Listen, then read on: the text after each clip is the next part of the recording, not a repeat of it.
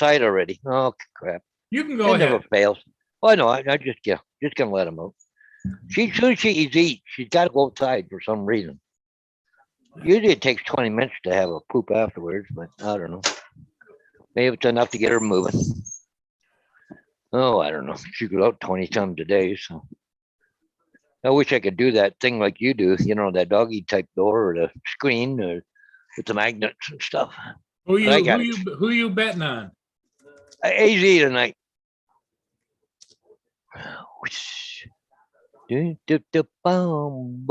Live from Port Huron, Michigan. Oh, Corey Mono again. Woohoo!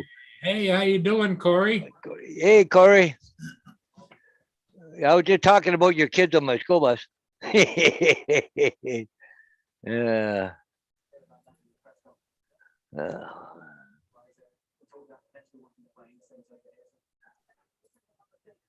Uh, I had to pull the bus over on the way home and threaten them with an inch of their lives tonight. They were throwing Tic Tacs around, Corey. I just I just cleaned the bus like 20 minutes before they got on the bus. And I read them the riot act before I left, and so anyways, yeah, just after my third stop, I looked up and well, even before my third stop, but I was coming up to my third stop. Anyways, I look up in the mirror and here's something they're throwing things back and forth across here. So I dropped my next kid off, which is just one. I just went not even 100 feet past that, pulled over the side of the road and got out of my seat. Oh, well, walked up. I said, okay, who's got the Tic Tacs? Girl goes, I do. I said, give them to me now. Well, they're mine. No, they're not. They're mine. Well, you can't do that. Yeah, okay. I tell you what, you tell your parents why I took the Tic Tacs, and I'll be glad to talk to them. Okay. Hey, Justin. So I threw them in the garbage right then and there.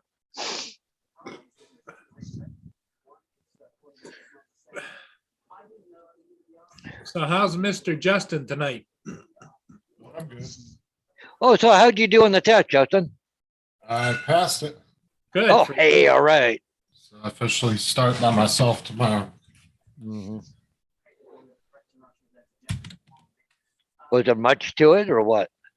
Well, in my mind, it was this whole huge test and everything. And it Yeah. turned out she was just testing me on the equipment. Took like 20 minutes. Yeah. Because everybody was telling me something different. One person was like, oh, yeah, you got to write out a bunch of stuff. And Oh, all she did was just like she had a list of questions that she asked me. And then when I got them right, I signed off on did you hear that, Paul? She had to check out his equipment today. them.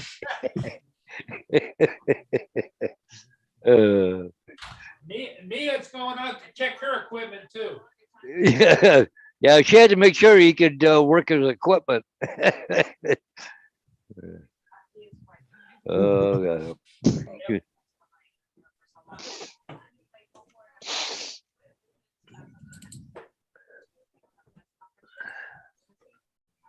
Yeah, I give my little angels on the bus a little once over, but no, twice over today. Halfway through the run, I end up pulling on the side of the road, park the bus. Really? Oh yeah, So let's check out the latest numbers today, Paul. yeah. Can you see I that? don't think those troop loss numbers are that accurate because they're. Well, I heard 2,000, but And then that was they blew up another Ukraine blew up another bridge today. railway bridge. That's a T-72 right there. Is it? Yeah. And Well, like here, I think they're giving Russia a go for their money. There's no doubt about it, eh? well, you heard that they over this some fighters went over Swedish airspace today too. Oh yeah, that's what I heard, eh? Or they went over some Ukrainian over the Ukrainian border. Yeah, there were 30 kilometers over the Ukrainian border or something. Yeah, it was. Yeah. Let's see. Who was But that that I don't just know. popped up? MSNKO. I don't know who that was. Huh. I think I've seen that name around before, but I'm not 100% where for sure. But, come on, shithead, get in the house here. I'll be there. in a minute. No, Oh, you weren't talking about me. Oh, okay. talking to those four-legged bastards. Yeah. Kids got me wound up today. Mia's still outside. I'll be right back. Yeah, I just brought mine in. Yeah, I don't know. They said they're going to send all these freaking fighter jets, like 70 or something. Now they're not sending any. I know.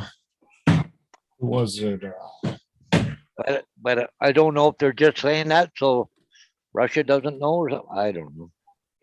Which country was it that sent over all those Stinger missiles? Yeah, they're giving them all that kind of equipment. Yeah, it was Stinger like missiles, 5,000 rocket or launch. something. Yeah, rocket launchers, everything. They're giving upgraded ammunition. They're doing all kinds of things, but they're not getting the jets. But They shot down another Su-27 today too. Yeah. What they need is one of those A-10. Fucking. Oh yeah, the A-10 Warhogs. Yeah, Warthogs. Those things. They those go are some right down the tough. freaking road. Right behind each other. Great man, they could do a lot of damage there. Not to mention those birds are built with like 3 or 4 redundancy systems on everything. They've literally flown those things back with like a half a wing on one side. Yeah. Like they're very sturdy. They can take a lot of beating. Yeah. They've gotten those planes back and they look like Swiss cheese and they flew them back. Yeah. They just. Because they got so much redundancy systems on everything. Plus the cockpit you sit in is in a titanium bathtub. Yeah, well, because they go into where it's really hot and low, right? Right. It's not they're fighting at 30 or 40,000 feet dropping shit. But see, Turkey did send though some more drones, the UAVs or what they call them things. So what you guys, I was watching the show from this morning and you guys were talking about the satellites. Is it possible to switch it inside the DJI drones? Well, apparently on the new ones, they have used a Galileo satellites. Right, the Mavic 3 does. Yeah, I think the Air 2S does too, I think. Yep. Yeah. So anything from you, so you're saying the only two that you can switch it is Air 2S and Mavic 3? That's what we understand. That's what Uncle Bill said. But the thing has changed now. Hey, Paul, I don't see this morning. Okay, I will bring this up. And Paul's okay, I'm gonna go here. Galileo. I'm gonna take. I was out actually in the middle of watching it and I was kind of interested about it. And then you guys went live, so I figured I'd jump on here and well, find out. you know how we had like 5 satellites during the whole days. Now look at it. 18, 13, 12, 15, 18, 16. But see, this morning was only saying 5 or 6 satellites. What do you have clipped up there at the top? What did you have select for satellites? Just GLONASS satellites. I don't have Galileo. Okay, if I do Galileo, I think it'll jump again. Yeah, see, it goes up to 24, 20, 21. As long as you have 9 or more, you should be okay though. Yeah, but most of all this week, it said earlier today, you only had 5 or 6 satellites. Some was even down to 4. We're trying to figure out why. But see, now look at this. It's just all kinds of satellites now. Well, my question is couldn't, if it comes down to it, say the Russians shut that off, couldn't DJI do some kind of update to put it on something else? Well, what about all the Mini 2s and the Air 2s? Yeah, I don't know. Well, GLONASS is not Russian. Yeah. Okay, so which one is Russian? Okay, so why is everybody worried about the GLONASS? They're not worried about GLONASS. What's the other one, Paul? The Galileo or? No, the Galileo. Yeah, GLONASS is Russian. Okay, yeah, I was about to say, I thought it was. Galileo was what we were switching to this morning, and all of a sudden it would go from 2 or 3 satellites up to 15. Boom. But for some reason, the satellites were weak. I even did my Google thing here on thing there. It said, but it said the satellites were really weak. So I don't know if they turned them down or what they did. I'm wondering if the Russians are using them so much that it's affecting the Oh no. maybe the speed of them or something, kind of like a bandwidth. But why problem. would it affect something that's on the opposite side of the world? Because it wouldn't be all the satellites. Well, I'm saying Maybe maybe it's half of them. maybe they're all connected like an internet system, and yeah, maybe yeah. they're draining Yeah. it like a bandwidth, you know. Yeah, And a lot of you people get on one. Yeah, I could don't be, know. but it's But- all changed now. Now we got all kinds of satellites. Huh. Now maybe it was UAV forecasters having problems. I don't know. So here is my satellite selections. You don't have 3, do you, Paul? No, I've only got those two: the GLONASS or Galileo. Okay. So if I hit GLONASS, it goes Yeah. way up into the 20s. Okay, take Okay. off the Galileo though. No, But Yeah, just I do take off GLONASS. both of them off, and it drops down to visible satellites 8 or 9. So but when hit the GLONASS. Just hit GLONASS.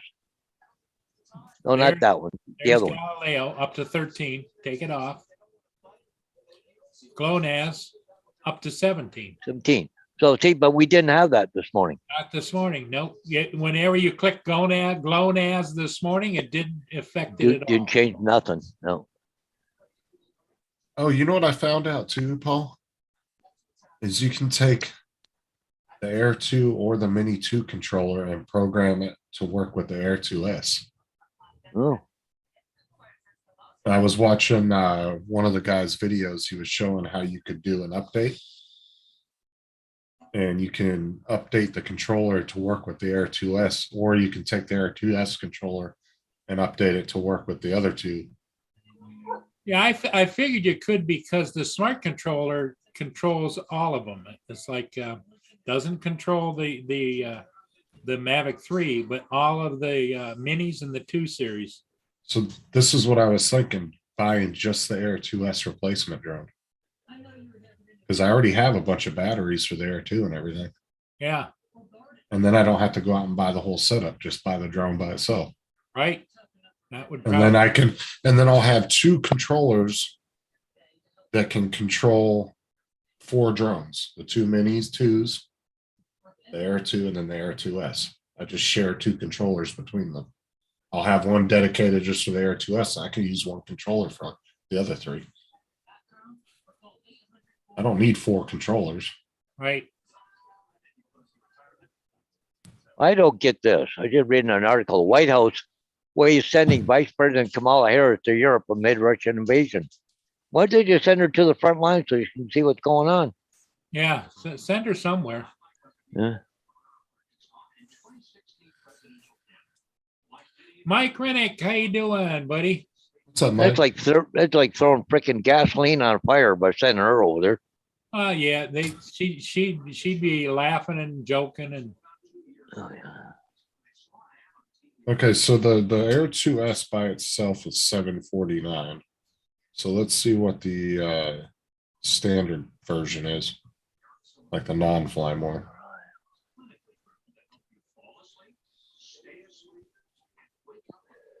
Maybe Kamala Harris wants to meet Rasputin. yeah. So the non-fly more combo is $999, Yep. and the fly more combo is $12.99. It looks like. Yep. So $749 is not bad just for the aircraft. Like I said, then I don't have to go out and buy batteries, all that other crap. I already have all that. Right. That would probably work for you. I think that's I'm eventually going to look into. Because like I said, I can use one controller for the 3 other drones and just dedicate one for the Air 2S. Right. Hey, Marie S is in the chat. So is Drone Shots. Hey, Jody, guys. Oh, Mike there. Drone shots. All right. Yeah. Marie. Here Ah, comes, Marie's there. here comes Mike, Steve Marie. Carpenter And Mr. Carpenter. from California. Some random person tried to pop in a minute ago with some weird name and then they just disappeared. Yeah. I didn't recognize the name. It was like a bunch of letters. MSNKO or something, I think it was. Yeah, Let me see if I can find out. but they never actually connect. They were just saying connecting, Yeah. and then they just Yeah, but you wonder if somebody just trying to sneak in. Oh, I think it was. Well, the way you should have it set up, Paul, is Yeah. don't have it open where somebody can just pop in. That way you can approve it before they pop in. Yeah, you could Yeah. do that, but I haven't gotten to the point yet where somebody doesn't play whack-a-mole and it's just over with, you know? Yeah. Just be careful because you don't want a whole Dennis Lovelady thing happen again. I mean, how I was able to get in. Well, Yeah, that's Yeah, what I'm see. saying. But Holy you can, crap. He left the barn door open again. Steve, I sent you an invitation, you know. I know you did. well, I'm saying, but And I Hey, thank Steve. you. Hi, Paul. Hey, Steve. Hey, Steve, Justin, you got to congratulate Justin. He passed his exam. Congratulations, sir. I'm on my own tomorrow He's, officially. he's an official A1 gas sniffer. So he can legally get high. Hey, I was listening to you guys while I was doing some stuff here. Paul, just as a correction, GLONASS is the Russian group. Yeah. It's Yes. owned by Oh, he Russia. corrected himself. Yeah. Well, we Yeah, were them trying to mixed up. figure out which one was and which one wasn't, and I got confused, but yes. I'll put a link for a great site in here that you can look, and it shows everything. Hi, Jody. I'll put this link in here, and it shows who's owns what satellite networks. Well, share it on the screen. I just so we can did. I see. put it in. I put it into No, I'm the. saying pull it up and share it Oh, okay. so we Yeah, can see. Well, it. it scrolls down, so I just put it up for everybody to see it, Okay. and but Oh, I'll share who it. was that one earlier? Yeah. This one here, Oh, okay, cool. and this is off the GPS.gov site. Yeah. Now, And- what does the United States have one? Yeah. 'Cause I know that. Okay, which one is the United States? Because I know the military is like the U.S. military is one of the first ones I ever had. Yeah, but they're part owner of Galileo, aren't they? It's a U.S. Yeah. Europe cooperation. West Europe cooperation. Yep. Yeah. It looks like U.S. is a cooperation with all of those, just about. Mhm. Who's the Indian one? Down just a little bit.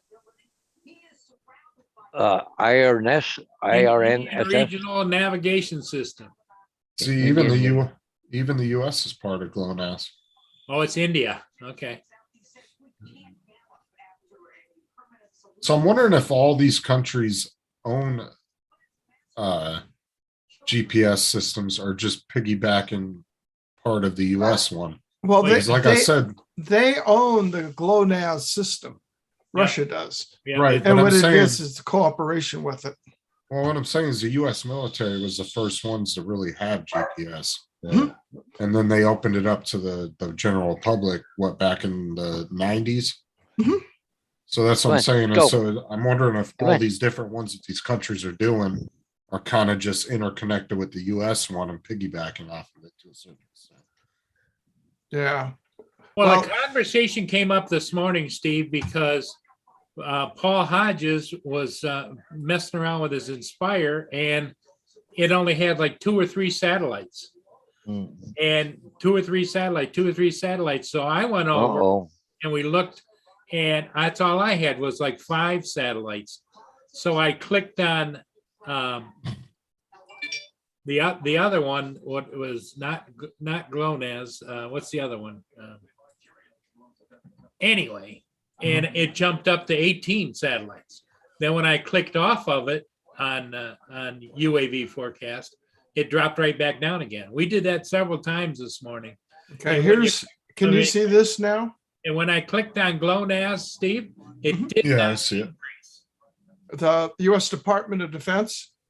Yeah. Okay, I want to make sure it's coming up because I was on a long delay over here.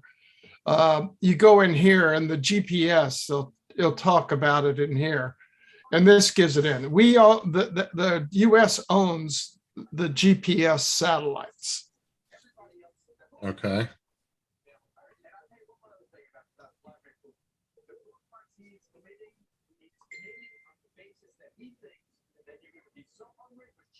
So that's the other one. You can scroll through those there. Huh. Yeah. But yeah, the GLONASS was not working this morning for a little while. Uh-huh. Well, that's what I was saying too, Steve. I'm wondering if it was kind of like, with internet, a lot of traffic at one time, it can kind of like drain the system. I'm wondering if the Russians are using it so militarily right now that it could Good evening, be Marshall. maybe like a bandwidth issue, you would get. My understanding and my background, I mean, what I know of my background, because I used it for navigation for boats, on the Right. water. You're just receiving a signal down. It's just transmitting a signal. So you're not sending any information up, but there are some that do take the information up. And so what you're doing is it's just the positioning of those satellites is saying, okay, you're here, here, here. And then depending on land base, especially for boat navigation, for software on your boat for GPS, it uses a land-based target also. And what happens is it takes that from where, GPS used to be. I mean, it used to be like 300 feet, when it first came out, or more. Right. Now it's down to know, meters Now, and less, inches. less than, your basic one is less than 5 feet now. I've been actually walking with my phone using my GPS Mhm. when I'm trying to find a gas meter, and I'm actually watching my dot move with me on my phone Oh, yeah. as I'm walking. Like, and it doesn't take but 5 or 6 feet before it starts moving with me. You know what I'm saying? It's pretty dead on. Oh, it is. Compared to what it used to be. Yeah, because I was trying to figure out maybe that would be an issue. I'm not sure. If the Russians decided not to let anybody use it, And they can What be could jamming you- it. what would DJI do though? It'd be and this is- jamming it. But what would DJI do as far as like, do you think they could firmware update you onto a different satellite system? Well, I don't know if they can do that or not. That's the big if, because of the Maverick 3 taken for up Or to if 5 minutes to accumulate to your local positioning, because they didn't put GLONASS on there. Well, and with Russia and China being kind of so close right now, would Russia cut off a Chinese company like that that's making billions of dollars a year, even if their customers were in the US? Their main majority of customers. Would you think they would cut them off? Because I don't know if they would. I really don't think so. And it's not recently. They've been like this for a Right. long, long time. Well, I'm saying, but with the whole Ukraine thing, they seem to have gotten a little Yeah. bit tighter. And that's why I don't think that they would, because even if, 70% of DJI's customers are in the United States, I don't think they're going to want to hurt a Chinese company. Mhm. You know what I'm saying? Because then China's going to be like, now you're hurting us. Mhm. Because that's a big business, Well, you got to remember even in times of war back, you look at the Gulf War, even when we had, good lock-on resignation, they started scrambling the accuracy of that. When we had the Gulf War going on, the US government purposely went in there and knocked the accuracy off. Right. And they can tune it off. So it's, what you think you're going for is not where you're going for. Because Yeah, like, Drone Shot says that's why he keeps the Inspire 1, because it doesn't have any of that stuff. Yeah. Hello, Ron. Hey, Steve, how are you? Good. How are Hey, you? Ron. Oh, Well, a little Yeah. groggy at the moment. I just got up. I was going to say, you look a little tired. Yeah. He was whipped when he got home last night. Yeah. I was watching your show when he was over You- there and you then he worked- went off the You air. worked a straight 24, didn't you? I worked about a 30, and then got I Tuesday at the most. I don't know what it is. When you go somewhere, you don't sleep the same like in your own bed. Oh, your yeah. own home. And unless absolutely desperate, I will never ever go back to an apartment living. We have lady and 4 kids upstairs. It sounds like a bowling alley up there. You think they would just build you guys your own little apartment thing right there Yeah, on and the since you got a new airfield? hangar, you think they'd put it in there. Well, they do Yeah. it they do it the one location for you. Well, we have sleeping quarters at every location, but Mhm. I think the FAA, especially for the pilots, I think they have to leave the premises. They're not allowed to be on location. They have to be away from the location on the minimum of 10 hours. Mhm. Wow. Yeah. And I've worked at 1, 2, 3 places now that provided apartment housing, for off duty, especially for out of towners. And, but yeah, it's,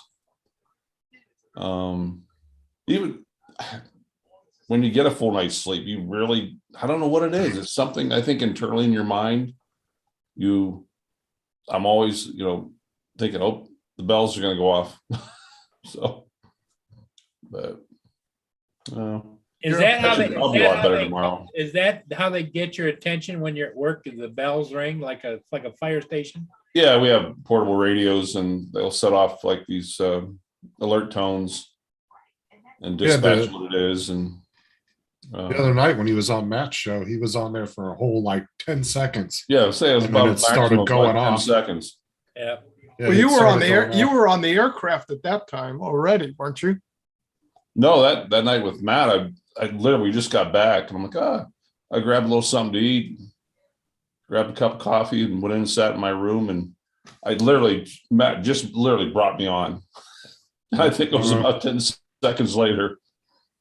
Yeah, he didn't even get to say anything. He was like, all right, gotta go. Yeah. And clicked off. Yeah, I'd stepped away and I heard the ringtone and I'm Mhm. going, oh, he's gone. Yeah. On again. Yeah.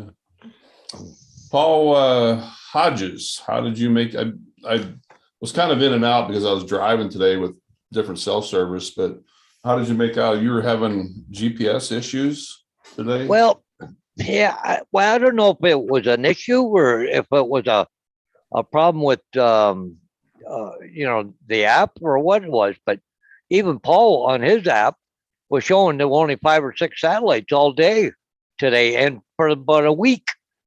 And really? we're trying to figure out what the hell was going on.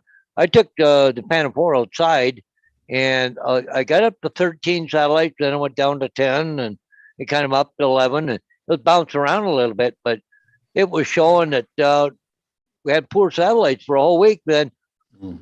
I come up put the program up here now and like the UAV forecast and it's showing all kinds of satellites now. So it might have been just a glitch in their programming.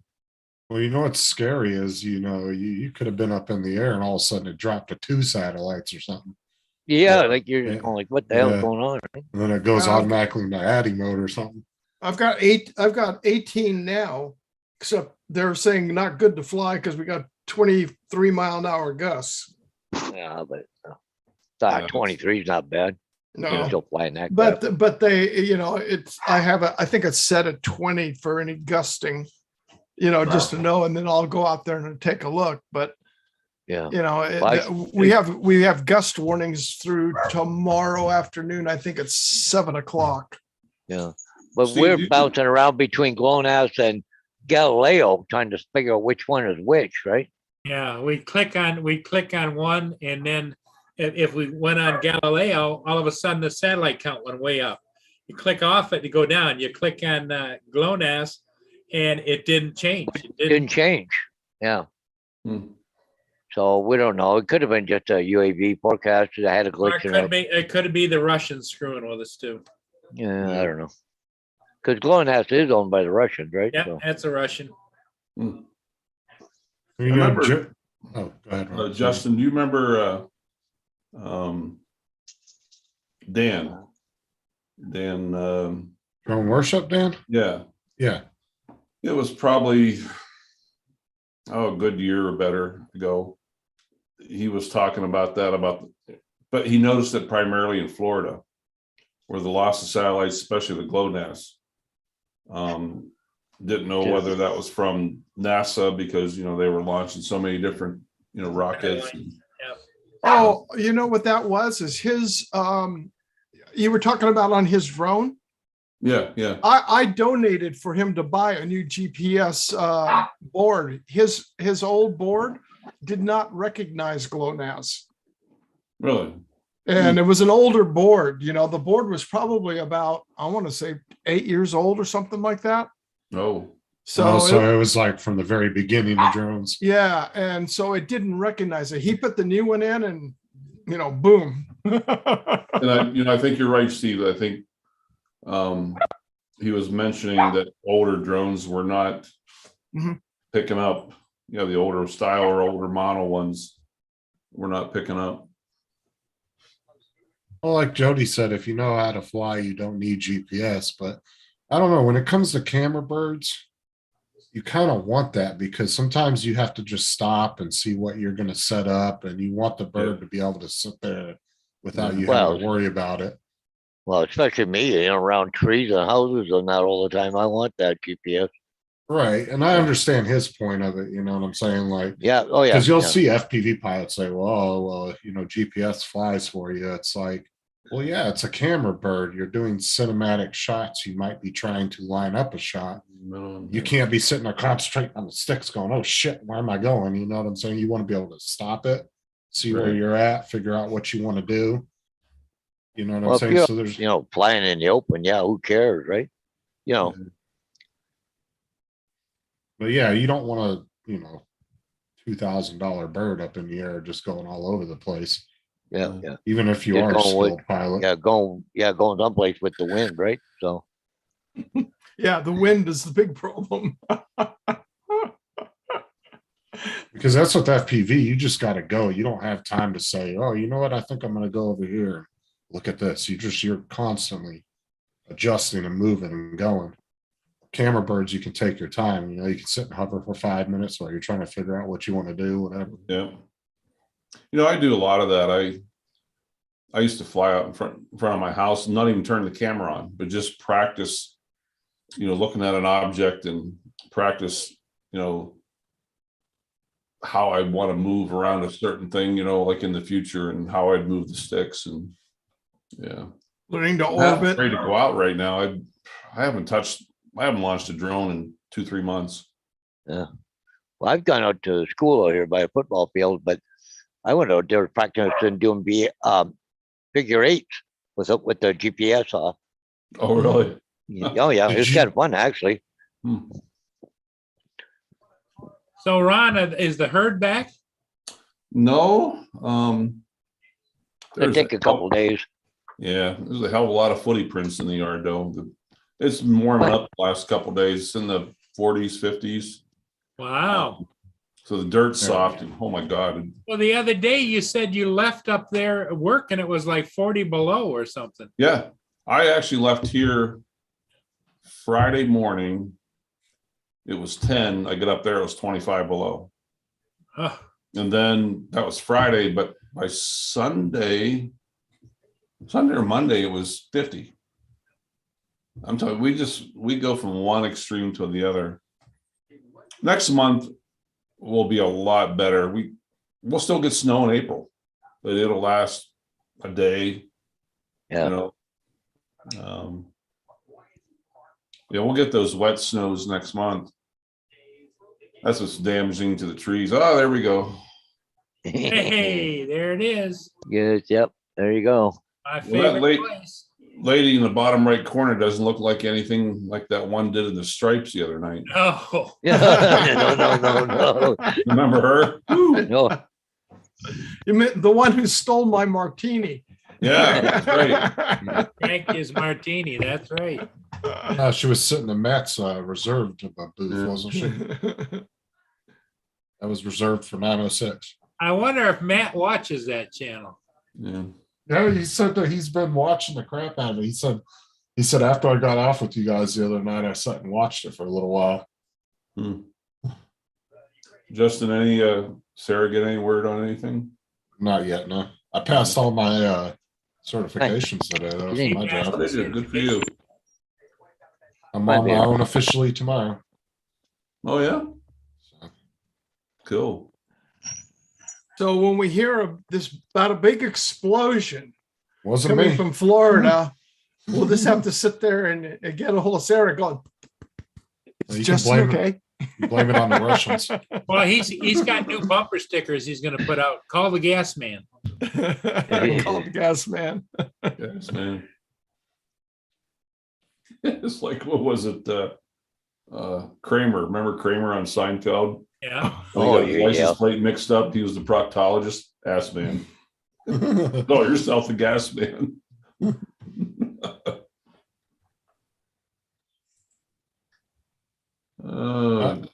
What is all this? So how long you off for, Ron? Just another 3 days. That's it. Yeah. And then how many days you work in a row then?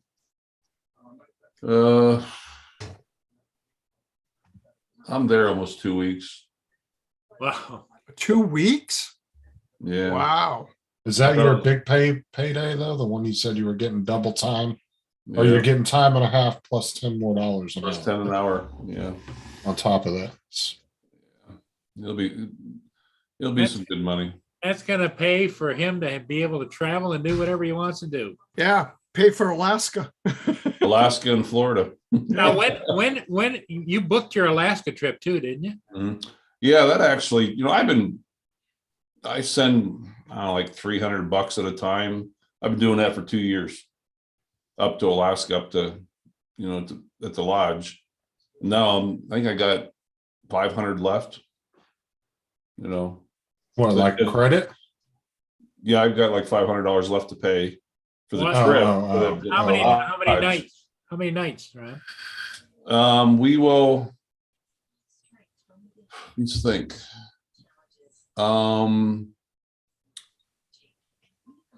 I fly out on the 30th. I actually get there the 30th, and I'll spend 2 nights in Petersburg. And then the morning of the 31st. Wait, right? Yeah. No, the 1st. July? Of August. August. No, I'm sorry. September. Jesus, better get your dates straight. I know. I'm still kind of. I'll let you know how it was. Yeah. He's going to show up to the lodge a month early. They're going to be like, what the hell are you doing? Hi, I'm Ron Lockwood. Yeah. Everything's paid for already. No, they pick us up on morning of September 1st, and we're there till we can back the 8th or 9th, something like that. Back to Petersburg. Yeah. Then it takes 2 days to get home.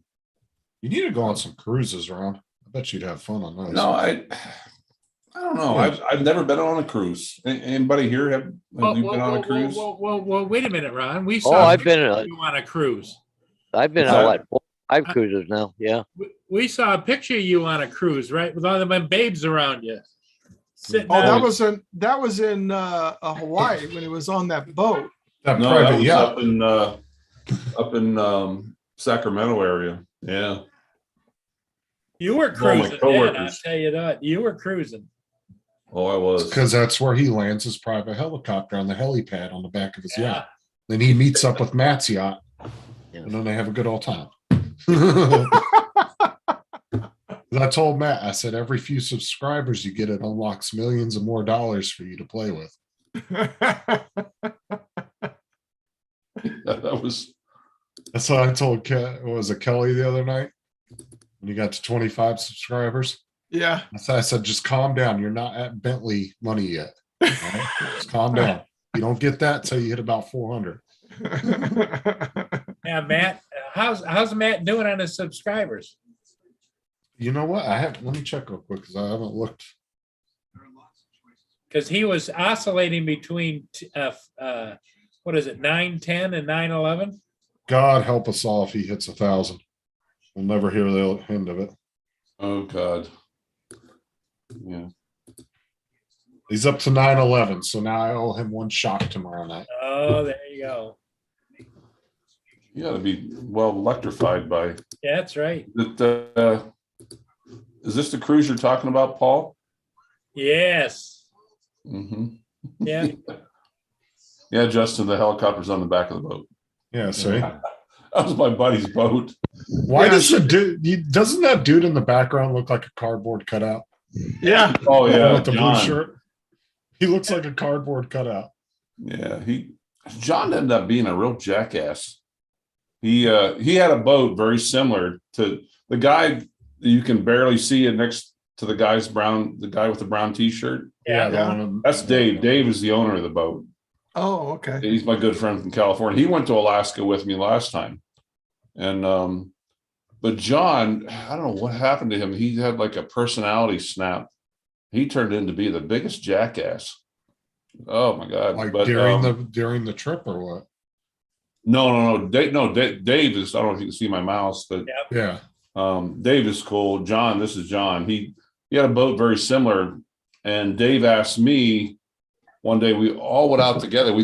There was about 10 or 12 of us on the two boats, and Dave asked me. He said, "Ron, do you mind going over and helping John today?" And we were out in the San Francisco Bay, and we had an engine shut down on us, and oh my god! I mean, I knew what to do. I knew how to take care of the problem and help him fix things, but he just went absolute ballistic, started screaming at all the help on the boat and putting us down, and then he just went downhill from there. But this girl in the lime green, this is Teresa. Oh my god, I met her in September of 2011. She was in my orientation class in Denver, Colorado, when I started working for the company. We were there for 2 weeks for training, and every night we'd all get together, the whole class. It was like a class of like 50 people. But Teresa and her two sisters apparently all got new boobs. And that's all we heard about for about 4 days. And then one night, Dave and I were sitting in there. And I'm like, Dave, would you like to see those boobs? He goes, yes, I would. So, Teresa, we're tired of hearing about it. We'd like to see them. She pulled up her bikini top, and I'm like, oh my, God bless your surgeon. Who's the gal that's next to Tex over there with the plunging Neckline.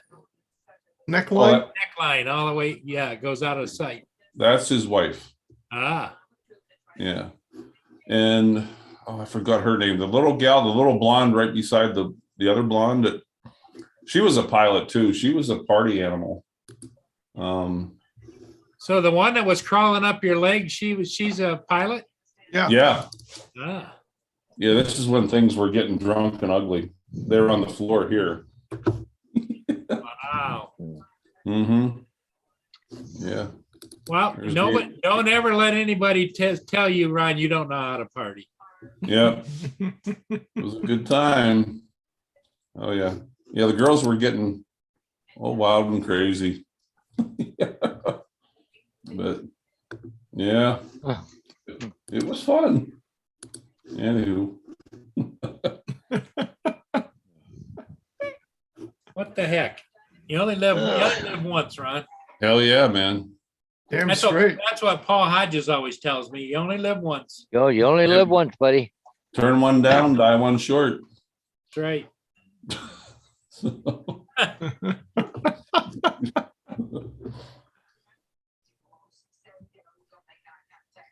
Yeah, it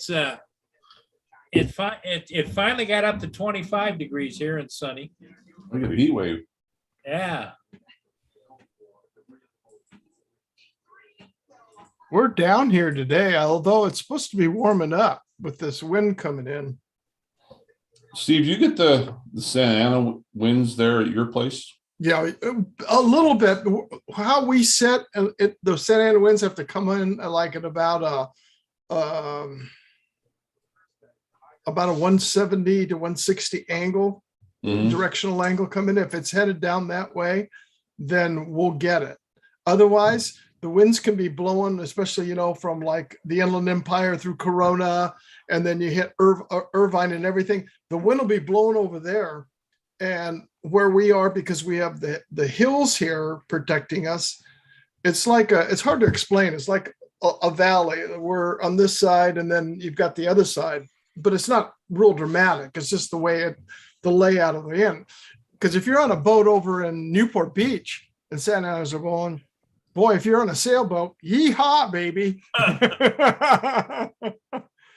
Because you can get winds going up to 50 miles an hour if it's, up to high speed. But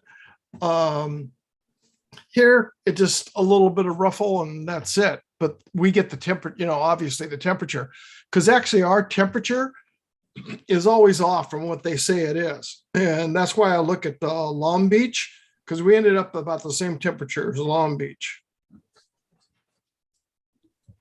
I was, it's amazing, it's almost like the same here where depending where, like I was housed in a hotel in San Diego for 3 months for training, but yet I went down to Gillespie Field. I'm trying to remember the name of it. And it'd go down there and it'd be like 40, 50 degrees warmer. Oh, yeah. Yeah. Actually, we're only going to be in the 60s all the way through the 11th. And then we're hitting into the mid 70s through the 17th is projected.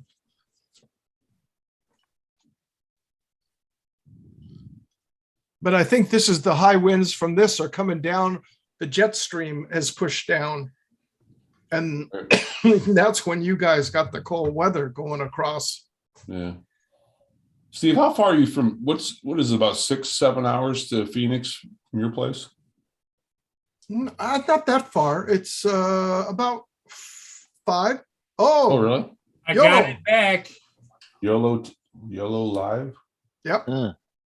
What's that, Paul? It's completely, you can have up to 3 cameras. You can switch it from here. It's like That's right. Yeah. Yep. It's something else. Yeah. I was thinking about you the other morning, Steve. And no, I wasn't considering calling you because you have not been pleased with me. I was listening to that and I was typing back to Paul going, Ron, who? At 3 o'clock in the morning? Yeah, it would have been 3 o'clock your time. Because Phoenix was 4. Yeah, that was an unexpected trip. It's actually about it's about the same time. It's a little over 4 hours. It's about the same distance to Las Vegas as we are to there. Yeah, I was looking at the map and I'm like, I better not call Steve. He'll be a little unhappy with me.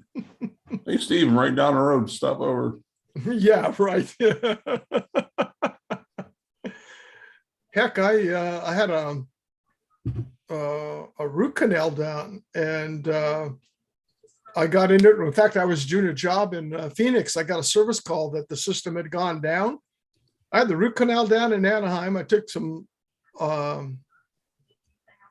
ibuprofen, 800 milligram, and he gave me the other good drugs, but I didn't take it. I got in the truck and drove nonstop to Phoenix. I did a 2-hour job over there. And then I was sitting and going, well, am I going to spend the night? And I said, hell no. I just got in the truck and I drove right back home. And I came home and Linda was going, what's that noise? And I'm going, why are you asking? And I'm not supposed to be here. It was me coming in about 3 o'clock in the morning.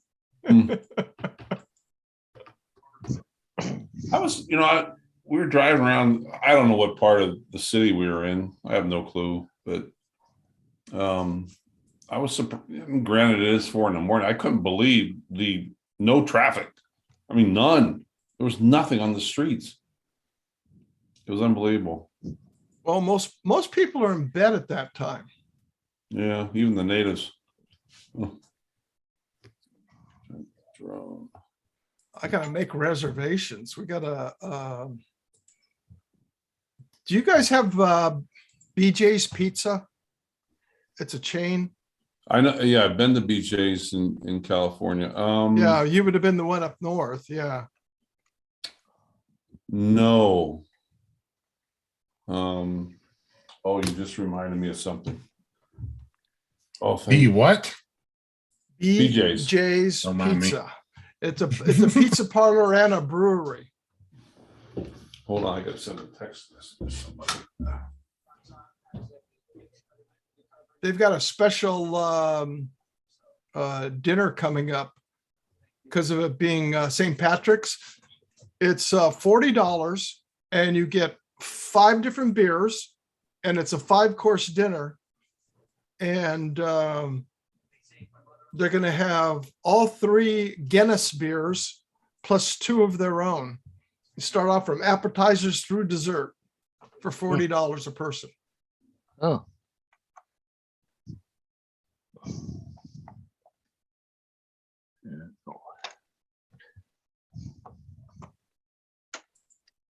okay.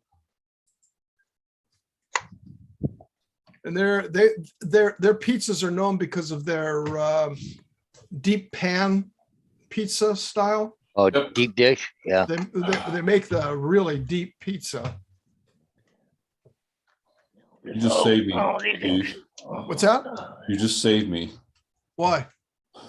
I had this conversation of course, neither one of us could remember. It's like, where did we have our first date? You know, women do that to you all the time. They ask, Oh, you, yeah. like, why don't you remember this and that? So Michelle asked me last night, she goes, where was our first date? And I'm like, I don't know. And you just mentioned it and like, damn, that's where it was. BJ's Pizza. Huh? I just texted her. I remembered. She couldn't remember either. Hey, Oh, I mean, they've got great beer because they make a complete collection of beer. Yeah. Because they were on, excuse me, they've got typically 8 of their own beers on draft, not counting however many more they have of, guest beers that they have. Mm. Texting her the link.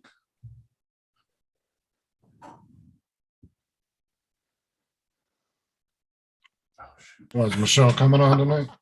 I don't know. I'm trying to channel report block. Hey, Paul H., you see what Arizona Street Media wrote? okay. Tonight, Chinese food night, and I forgot to tell Paul I'm sunburning 87 degrees. Sorry, guys. I just working on a hard drive. I don't know if the hard drive crashed on me or it Uh-oh. an external one or it's just a unit itself. But I've been having a little bit of grief with it. I got power, but it's got a special plug on the end. I don't know if it's a plug on it or not. It just don't feel right. I don't know. It's loose on one side. It just won't fire up. That's where all my videos and everything is too. But I can take the hard drive out and put it in another case. But But the only problem is getting the software. 'Cause yeah, that's in the firmware of the unit. yeah. It's one of those. I don't know if you ever heard of Click Free. Click You put 3, it yeah. on it. Uh-huh. Click Free. Click Yeah. Free. Yeah, that's what it is. Yeah. I don't know if it's the plug or it's been giving me a little grief. I've kind of wiggled the cable before and it kind of started working again, but now it's not working. There you go. There's the menu that they're going to be serving. Hmm. Hmm. Okay. Scenic Highway East. Is that wet? What? Better be east. Pretty yummy dinner. Yummy looking, it sounds like, yep. 701 State 5-course Highway. meal, huh?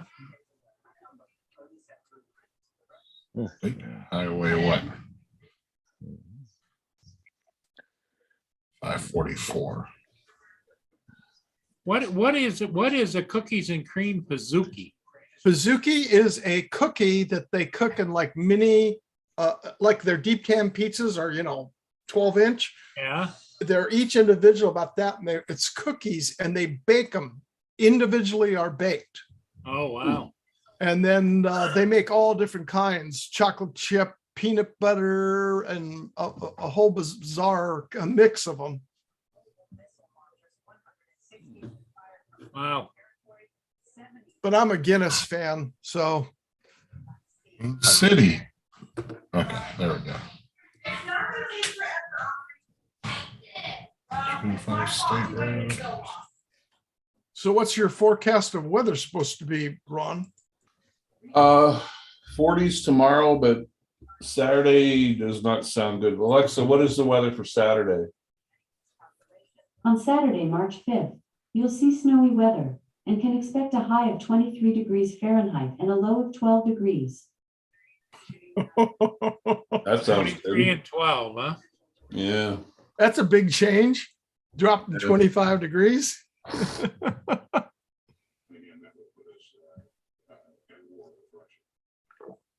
Yeah, this coming weekend is the big Festival of the Whales here at Dana Point I Harbor. was just about to ask you that.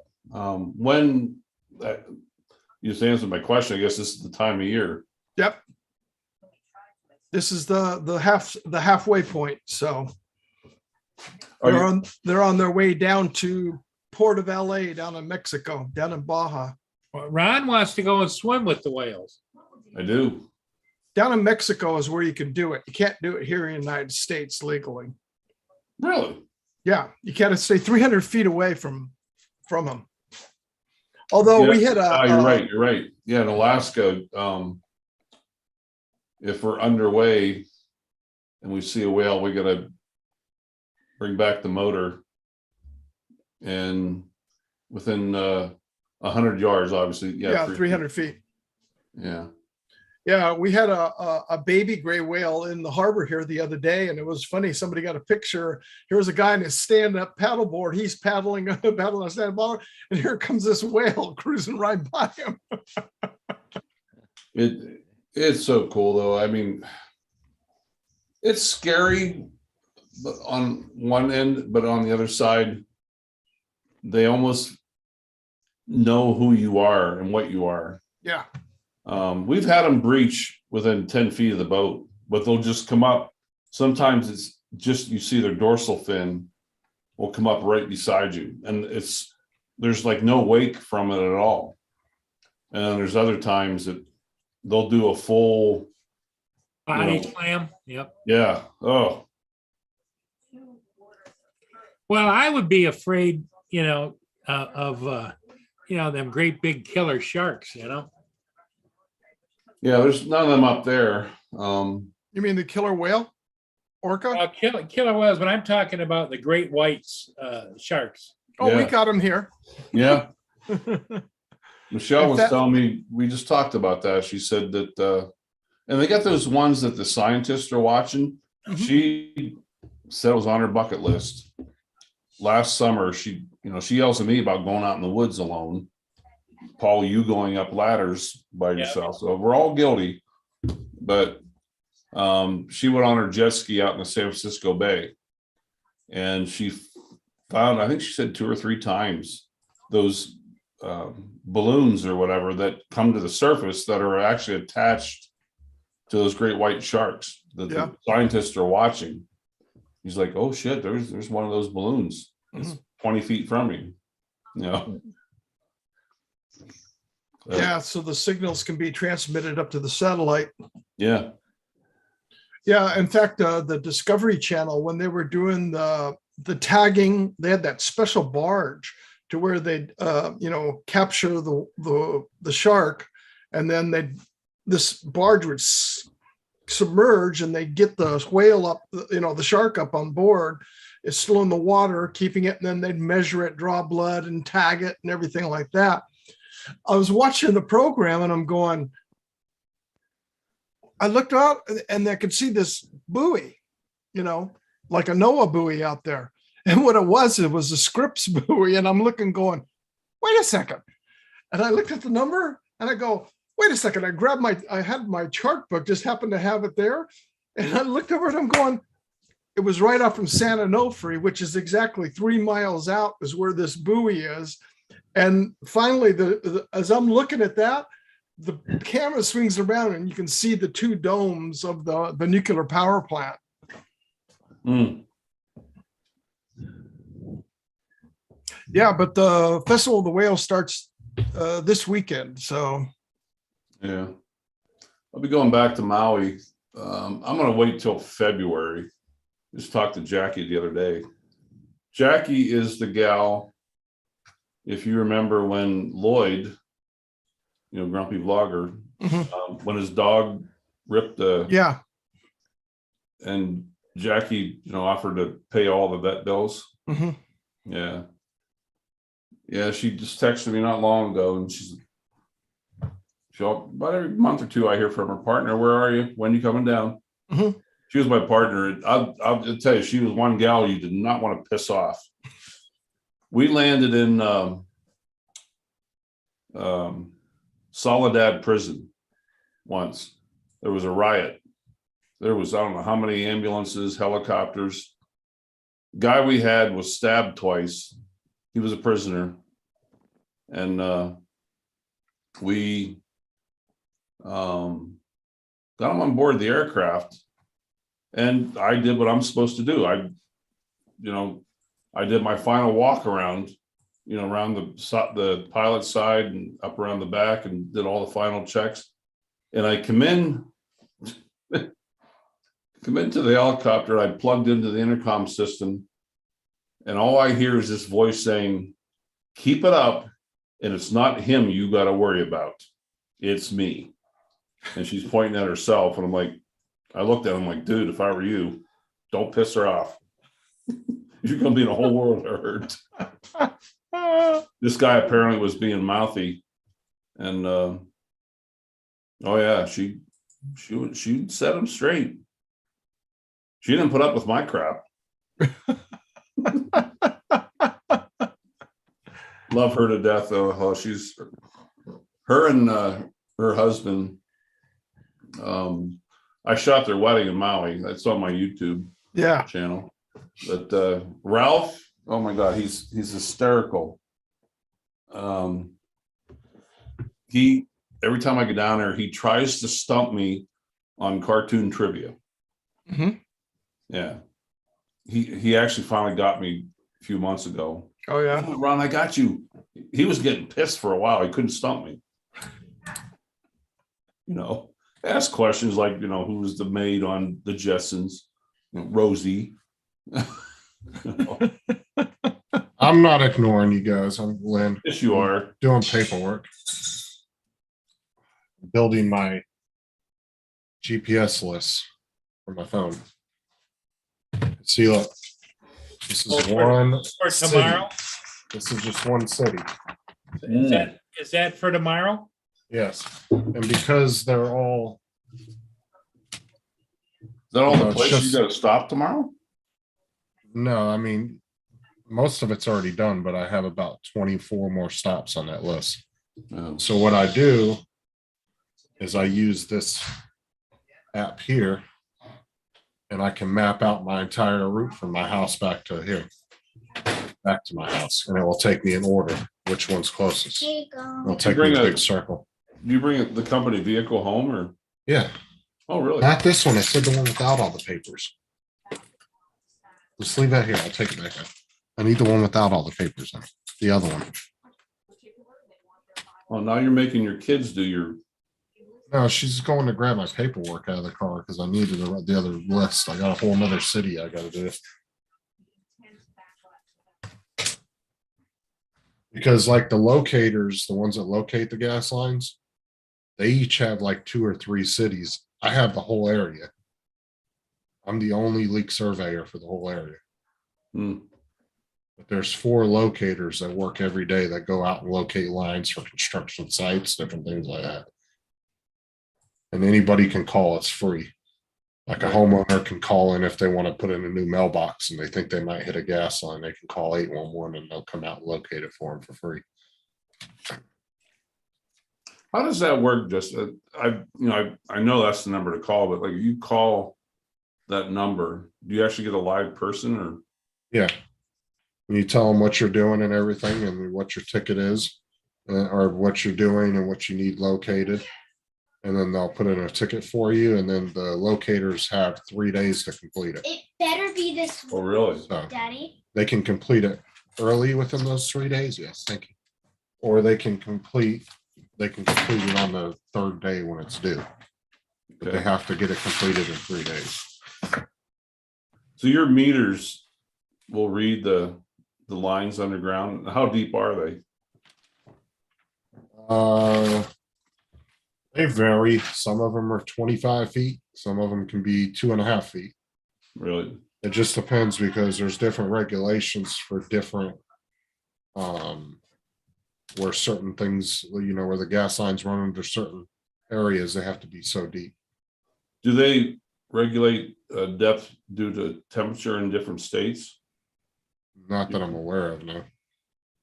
The only thing I know that they do is like if it runs under a railroad track, it has to be, I think, a minimum 25 feet Oh, really? underground. Okay. Like that's about it. They're like, they just regulate the footage by how, whatever it's going under, like a major highway, something like that. Okay.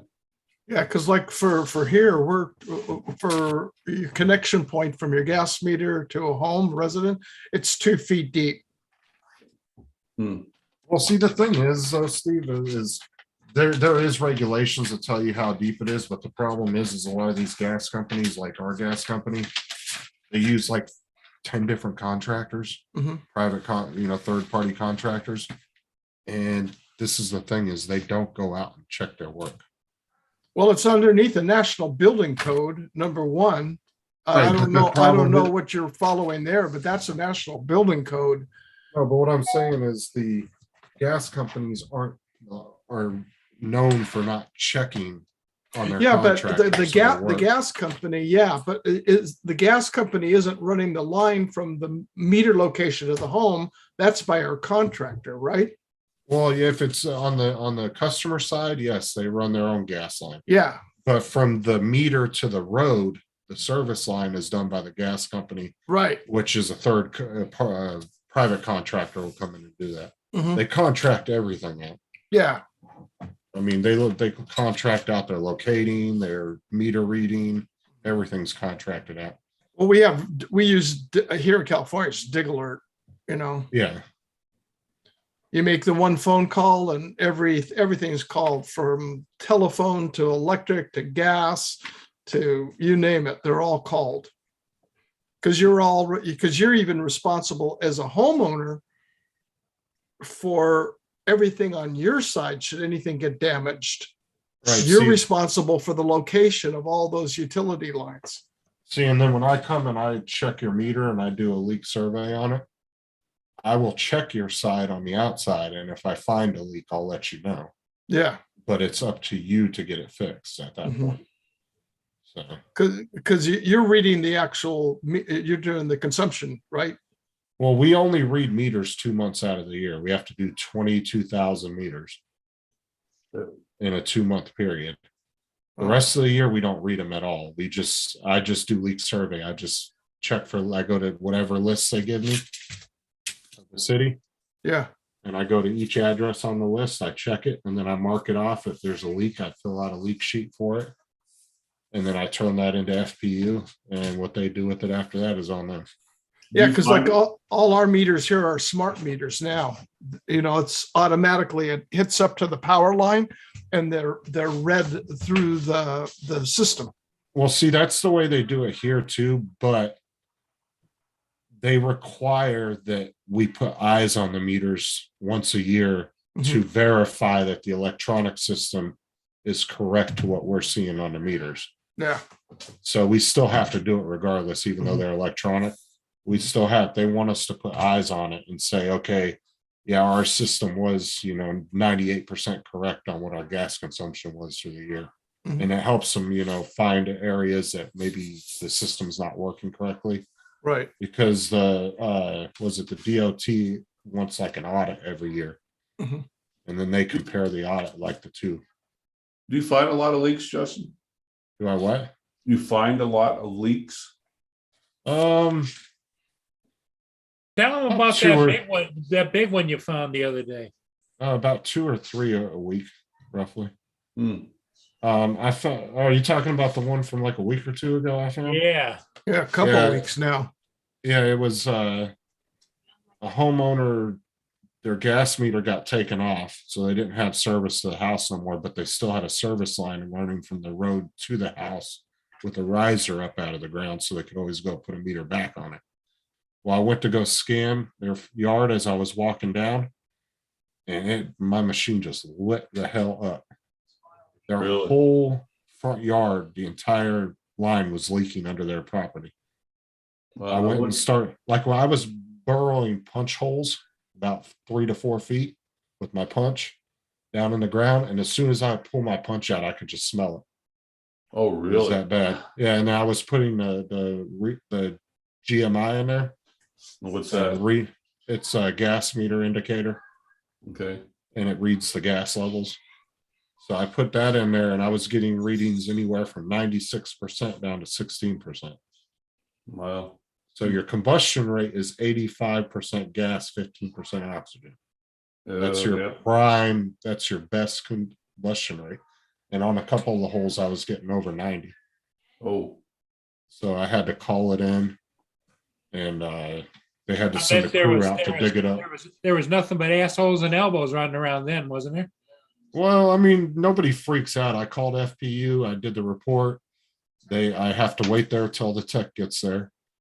The FPU tech will get there, he'll assess it, he'll tell me whether I can leave or not, because I have to stay there until he releases me. And then I give him my paperwork. And then what he ended up doing was telling me to go ahead and go. And then he called out a crew to come out and dig up the line. They were gonna dig up the whole yard. Pull the line up out. How big they're would gonna come out would with- the line have been there, Justin? About that big. Yeah, And it was probably, the line was maybe 50, 60 feet long from the edge of the road to the side of their house where the meter used to be. Don't they have a shut off at the street? Not every one of them does now.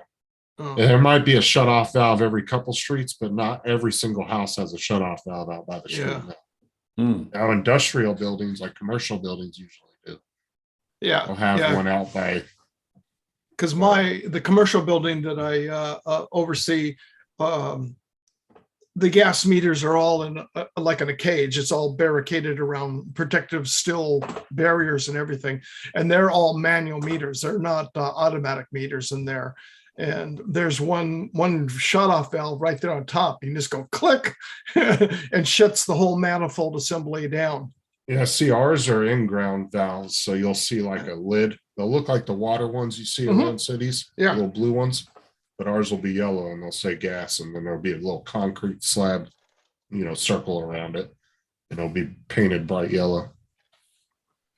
And then those Well, are Hodges usually looks at the busy. edge. Do what? So Paul Hodges looks busy there. Well, I've Still had a working problem. on it. I think this hard drive crashed on me. Oh, It's had all my pictures and videos on it. Uh-oh. crap. I've tried about 3 different things to hook up to it here, and I just don't recognize it. It starts running, and then it's still running. I can feel the vibration in it, but can't find it anywhere in the system here. Railroad. We'll see if we can go around. We'll see if we can find it. Devices. Yes, Okay. Ron, I was going to tell you, because you're talking about the whales. Well, so far the count up and down the coast here, there's been 200 out of Newport Beach, 234 gray whales have been spotted, 62 fin whales, and 7 humpbacks so far since 2022. Wow. I Finally get rid of all that mess. I went last time I was in Maui was in, well, it was over, right over Christmas. And that's kind of the start of the season, but they say in February you can damn near walk on them out there. There's so Yeah, many. for humpbacks, yeah. Yeah. I know there's this gal that I've watched a couple times. She's a naturalist, I guess you'd call her, and with the humpback whales over there, and she free dives with them out there. She's been out there to photograph them. She's got a special, permit licensing to be able to do it, and it is just unbelievable. She's underneath there, and she's just her fins together. Of course, the fins I can't even show you because how long the fins are. The days of scuba diving where your fins used to be about this long. Well, now they're over twice that long. Yeah. And I she's screwed up. just like a mermaid, just moving her feet, and she's moving right around, just swimming. Yeah, exactly. Yeah. All right, guys, I'm gonna jump off. I gotta go eat dinner and do some other stuff. Okay, Justin. Thanks All for right, stopping. Here, Justin, congratulations again, man. Thank you. Yeah. I will see you guys tomorrow evening here Okay. and on that nightmare of a show of Matt's. We'll see ya. Don't blow All right, anything guys. up tomorrow. Tell Sarah we said hello. Yeah. All right. And reminder that you owe her a foot massage and a pedicure. And I will remind her I am the boss. Yes, I will. there you go. Yeah. Okay. Yeah, see, look, he almost. I know damn well she ain't listening. Yeah. He made a remark like that. Yeah, he looked. Yeah, I'll see you guys later. See Okay. you, man.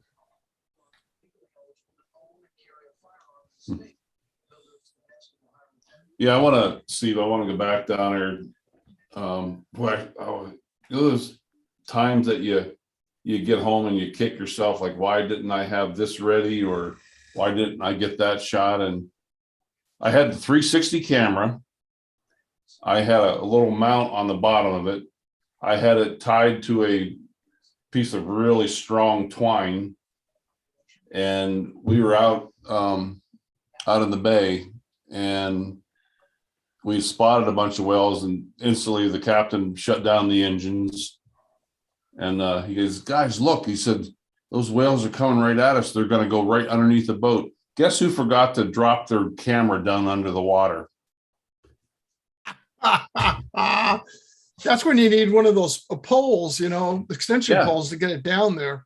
Well, I had it there all ready to go. I just forgot to do it. Yeah.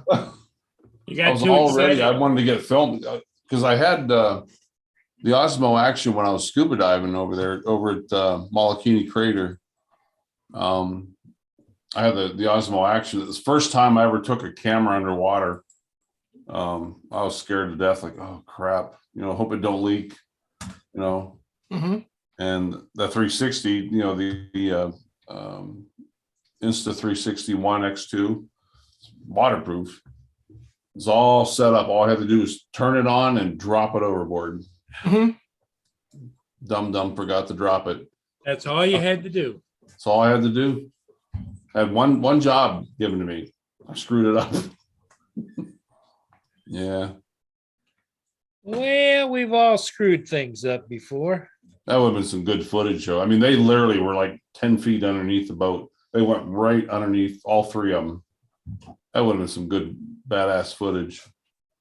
That was kind of like what happened to us. We had just gotten our boat. This is the word decades ago.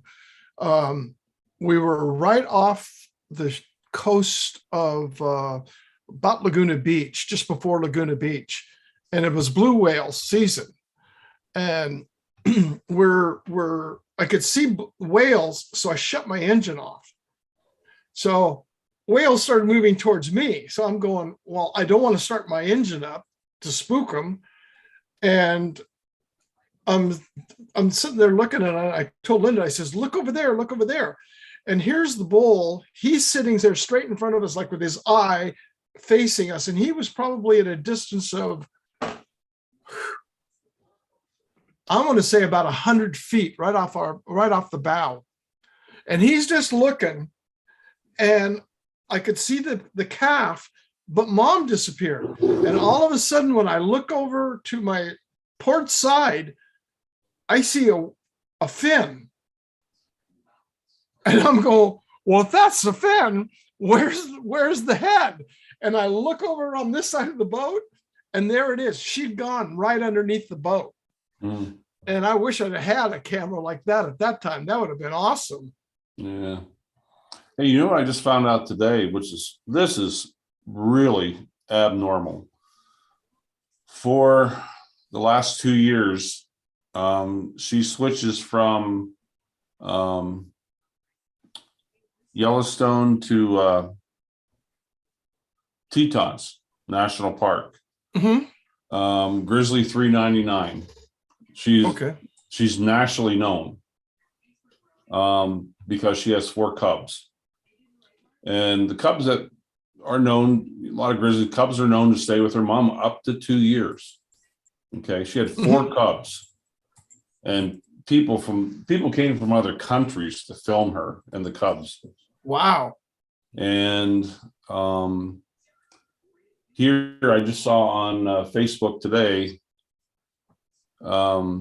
she must have, I guess there is a certain point around, at the most, around the 2-year mark, that she'll chase them off. Like, all right, it's time for you to leave the nest. You're out of the house.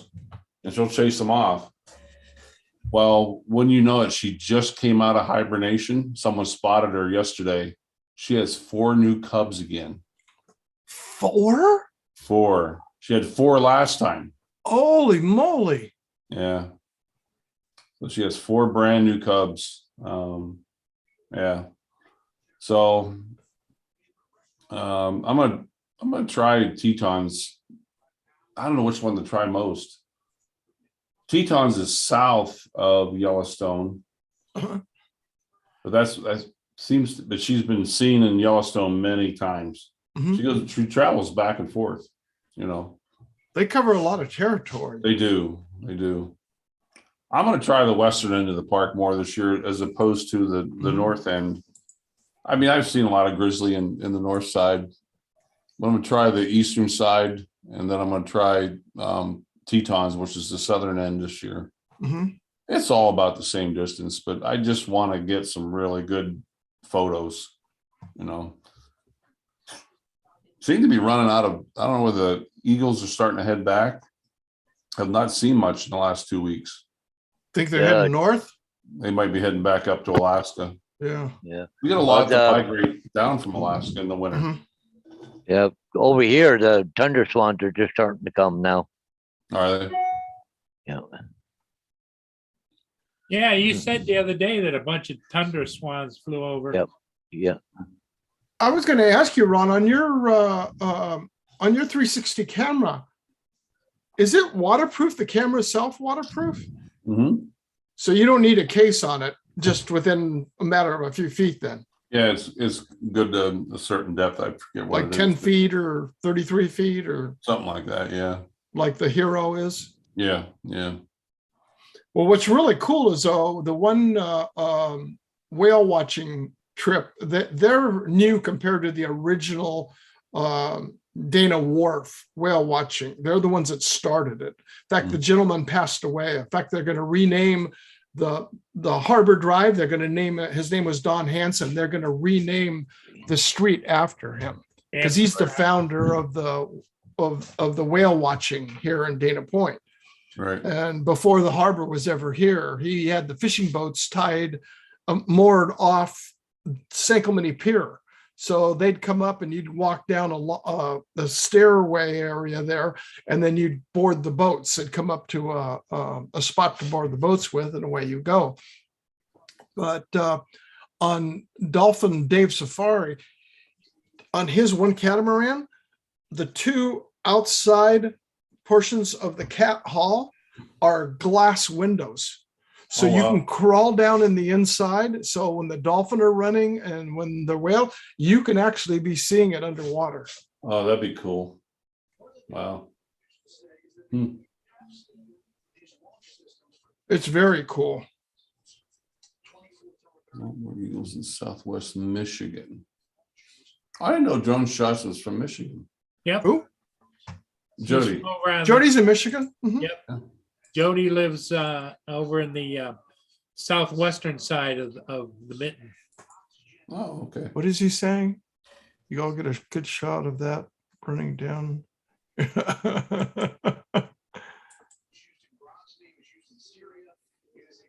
We'll grab another drink and check on the trespassers to see if they're around. Hey, Paul, Drone Shot says unplug the hard drive and plug it back in again. I've done that so many times now. I'm getting tired of plugging it in. No, the I think ribbon. The ribbon cable. Oh, Do you have an adapter that you can plug straight in from the SATA straight into your computer and bypass all the internal? Oh, you do have it. But is it and going? the funny it thing going is, to- if I go into my system storage and disk and volumes, I can see it, but I can't find it anywhere on my computer.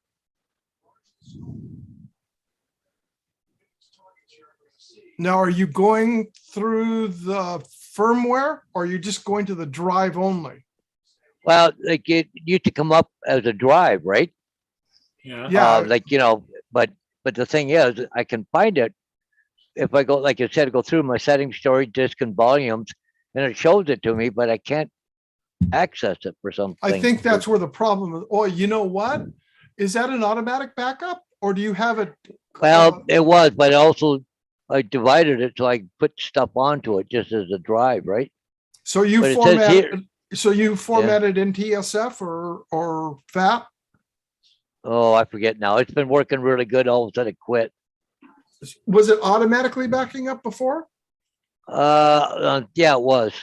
Oh, okay. What you're doing now is it's going through the firmware. Then Yeah. it's looking for it. Yeah. The only don't- way yeah, I you're going don't- to do that if you can get the drive out of the case Yeah. and plug it to get rid of the ribbon cable going through it. So you're attached only to the drive. Yeah, that's the way I'm set up now, just an external hard drive, you know? Mhm.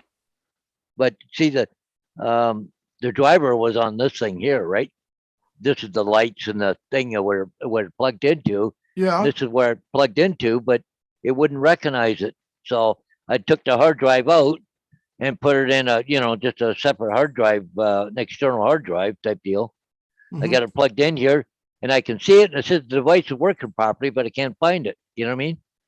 Oh, in your Explorer? Yeah.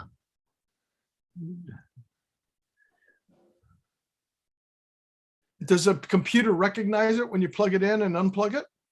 Well, I can hear it go ding, ding, ding, Yeah. ding when I do, right? But I can't find it anywhere. I've gone in, under a hard drive. It's not showing there now for some reason. Huh. And it says here Samsung HD 103SI USB device. It says working right and it's showing me all the drivers that are there. And partition manager, storage class system, and driver disk system, but I can't find it to open it up. That's the funny thing about it. Huh. That's weird. Yeah, it is. It just and you go to it and it says the device is working properly. Just let me okay. Go to the owner and Yeah. he says it's not.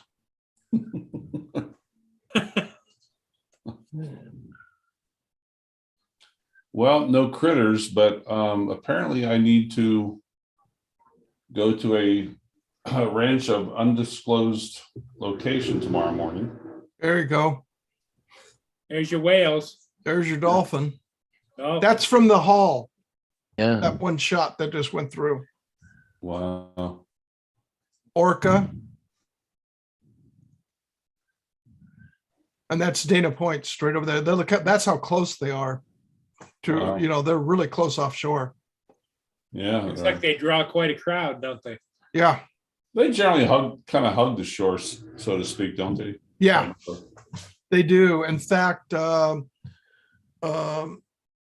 when we followed this one gray whale with a baby, we followed her and I followed the contour lines looking at the charts. I stayed at 60 feet and I could see the boats because we followed her from Dana Point all the way up to the other side of Huntington Harbor. I mean, we were going and going and going, real slow pace, and you go down and see her come up. So I started spotting her, looking where we were at. I'm going, she's following the 60-foot contour line. And I could see the Newport Beach boats like losing her. And I just kept behind her, just sitting there following that contour line and followed the contour line all the way up. We followed her, like I said, for about probably about 3 hours. Just following her along. Yeah, we had an orca and a calf beside our boat in Alaska last trip. 50 yards max. Mhm. Followed us for about 3 miles. And we're only doing, I don't know, 2-3 knots at the most. Right. Trolling for salmon. Mhm. Her and the calf stayed right beside us. Yeah.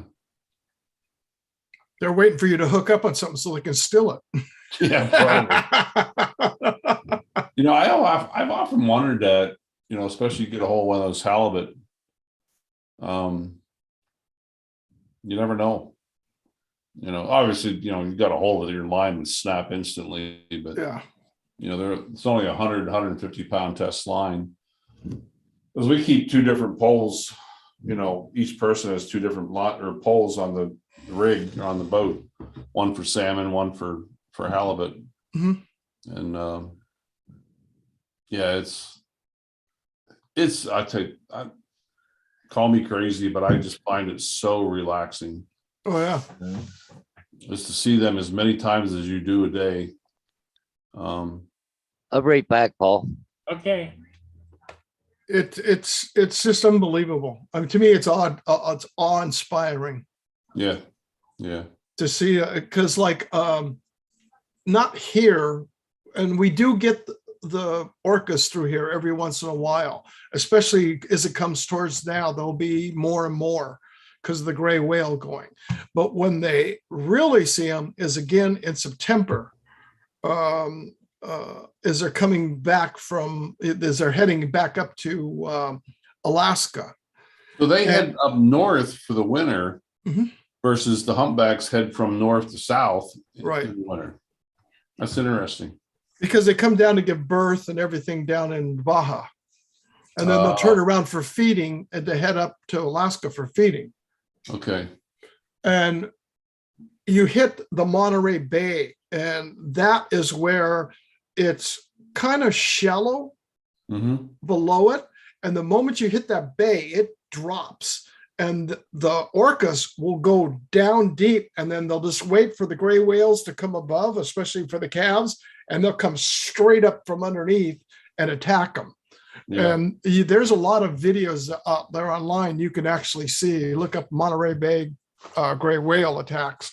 Those Um, orcas are so damn smart. That one buoy it's out from in front of Port Protection. You remember that show Port Protection, Life Below Yeah. Zero on National Geographic? We're only about a half a mile from there. Right. And we fish out in front of there a lot. There's a couple good spots, but there's a buoy out there. The one red buoy we use as a marker for a lot of the spots that we fish for halibut. And I never forget this as long as I live. We had just circled around. We were doing like this loop around the two buoys. They were about a mile and a half apart, 2 miles. And we were 50 yards out. We circled around that buoy, and all of a sudden I heard this big splash. And I turned around and looked, and this buoy is straight out, but both orcas came up at the same time and just smashed that buoy. And all those seals fell off. Were on it. Yeah. Yep, they all fell off, and then they gobbled them up. Yeah, lady, you're not filling the seat of that little striped dress little gal the other night. No. Yep. Somebody's got a nice Harley out there, though. Yeah. No, that's not a Harley. That's a Oh, wait. it's one of those 8-cylinder. What the hell? That's some horsepower there. Yeah, I forget what they're. Why can't I think of that? They're 8 cylinders. They're the same thing as like in a Corvette engine. Mhm. Yeah. Boy, talk about heat generation. Oh, yeah. Yeah, not jumping tonight, but tomorrow night it'll be jumping. Oh, yeah. Tomorrow's Friday. Of course, it might be till too early because it's only 6:45.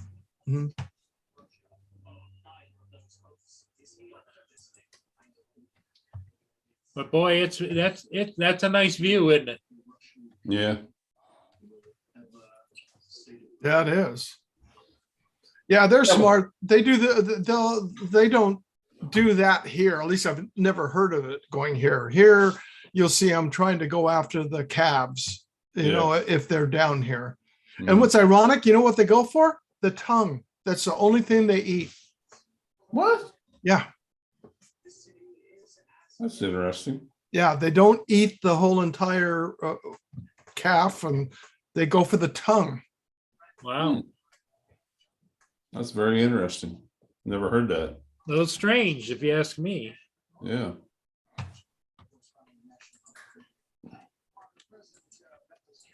But yeah, we're fortunate here with all the gray whales that, you know, we're able to see just right here. Because I was flipping over to try to see sightings, daily sighting log. Here we go. They haven't posted the days yet, but they saw 5 yesterday, 10 gray whale the day before. Then the 28th, they saw 2. Oh, the 27th, 30 gray whale. Well, And day before that, 6, day before that, 6, then 18. And then they had 2 days, we had 2 days of inclement weather. So it was rain and stuff. And then on the 20th, they had 29 sightings. well, down there in Maui, there's two points. One's only about 5 miles from Jackie's house, Mhm. where I was going. And I forget the other one's on the other side of the island, but they have 2 departure locations, and you don't see whales, you get your money back. Really? Yeah. Well, here it's dolphin whale safari, what they call it, because dolphin here, because like on yesterday, we have 2 huge pods that run between Catalina and the mainland, and they're circling all the way up to Long Beach, down here to Oceanside, and they go around and like they hit the one pod. They figure they estimate there's 1,400 dolphin in that pod. Wow. 1,400? Yeah, you know the picture I showed you just when it came up, it showed all those dolphin across there. Yeah, yeah. Yeah, just imagine that. So what we would do is when we know where the pod and see the direction to do it, just haul butt, get up past it, and then turn around and head into it, and then shut the engines off, because then you can hear them Yeah, as you they're wait going for it. through and Oh, hear the clicking sound of them, and they just go right around you. Or if you're traveling around, then they'll start surfing your wake, yeah. or they'll surf the bow. It's always intrigued me, whales and dolphins. Excuse me. What possesses them to chase a boat? You know, you've seen many videos on YouTube where they chase a boat. Mhm. You know, and again, whales and or dolphins. What intrigues them to do that? You know, It surfs. The pressure of the hull is pushing pressure forward, so they're swimming with it, and they can pick up almost twice the speed. really. Yeah, especially on like on the cruise ships or even naval ships like that, you'll see them doing They're it. out off the bow going. Yeah, and what it is, it's the pressure. It's asserting the pressure going off the front as the hull is pushing through the water, so it creates that pressure, and they're able to swim in that pressure wake. You'll see them going like this across it. But then Oh, on your aft wake, where they're going, they'll do that just like if you were to, Surf. board surf off the back, Right, right. wakeboard or something like that. They're Yeah. using that the same way, interesting. Yeah, I guess that makes sense. and I they always love it. wondered about that. What causes them to chase a boat? You know? Hey, Newfound Dave, how you doing? Yeah,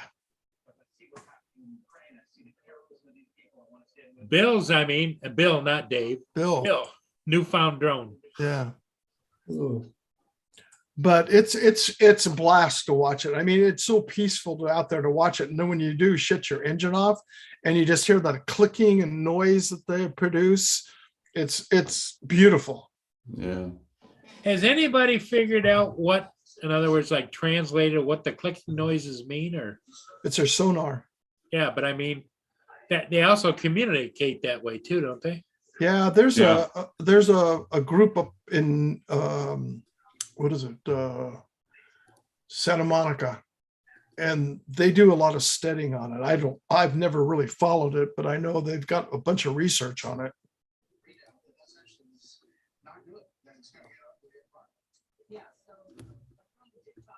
But all I always remember is I went on when you guys were talking about a cruise, I took a cruise one time. I went from Florida all the way down to Caracas, Venezuela. It was a 2-week cruise. And this is decades ago. I had just turned 21, and we were diving down there, and it just reminded me back of Jaws. We're diving down and we're probably at about 40 feet. And it's so clear. The one guy that we were diving with, his mom had just, remember the old Kodak 104 snap cameras? She had that thing just sitting on the glass bottom boat hull taking pictures. And when we got back the next day, all those pictures came out of us all down there because we were like waving and just all huddled together down the water. They all came out. I'm in here looking around this coral reef, and all of a sudden this shadow just goes right over the top of me. I'm going, oh crap. Because I knew there were sharks around the area there. And all of a sudden I turn my head like this, and it's a dolphin almost face to face. I don't know who was scared more, me or the dolphin, because we both separated and I get to see bubbles coming out of my regulator.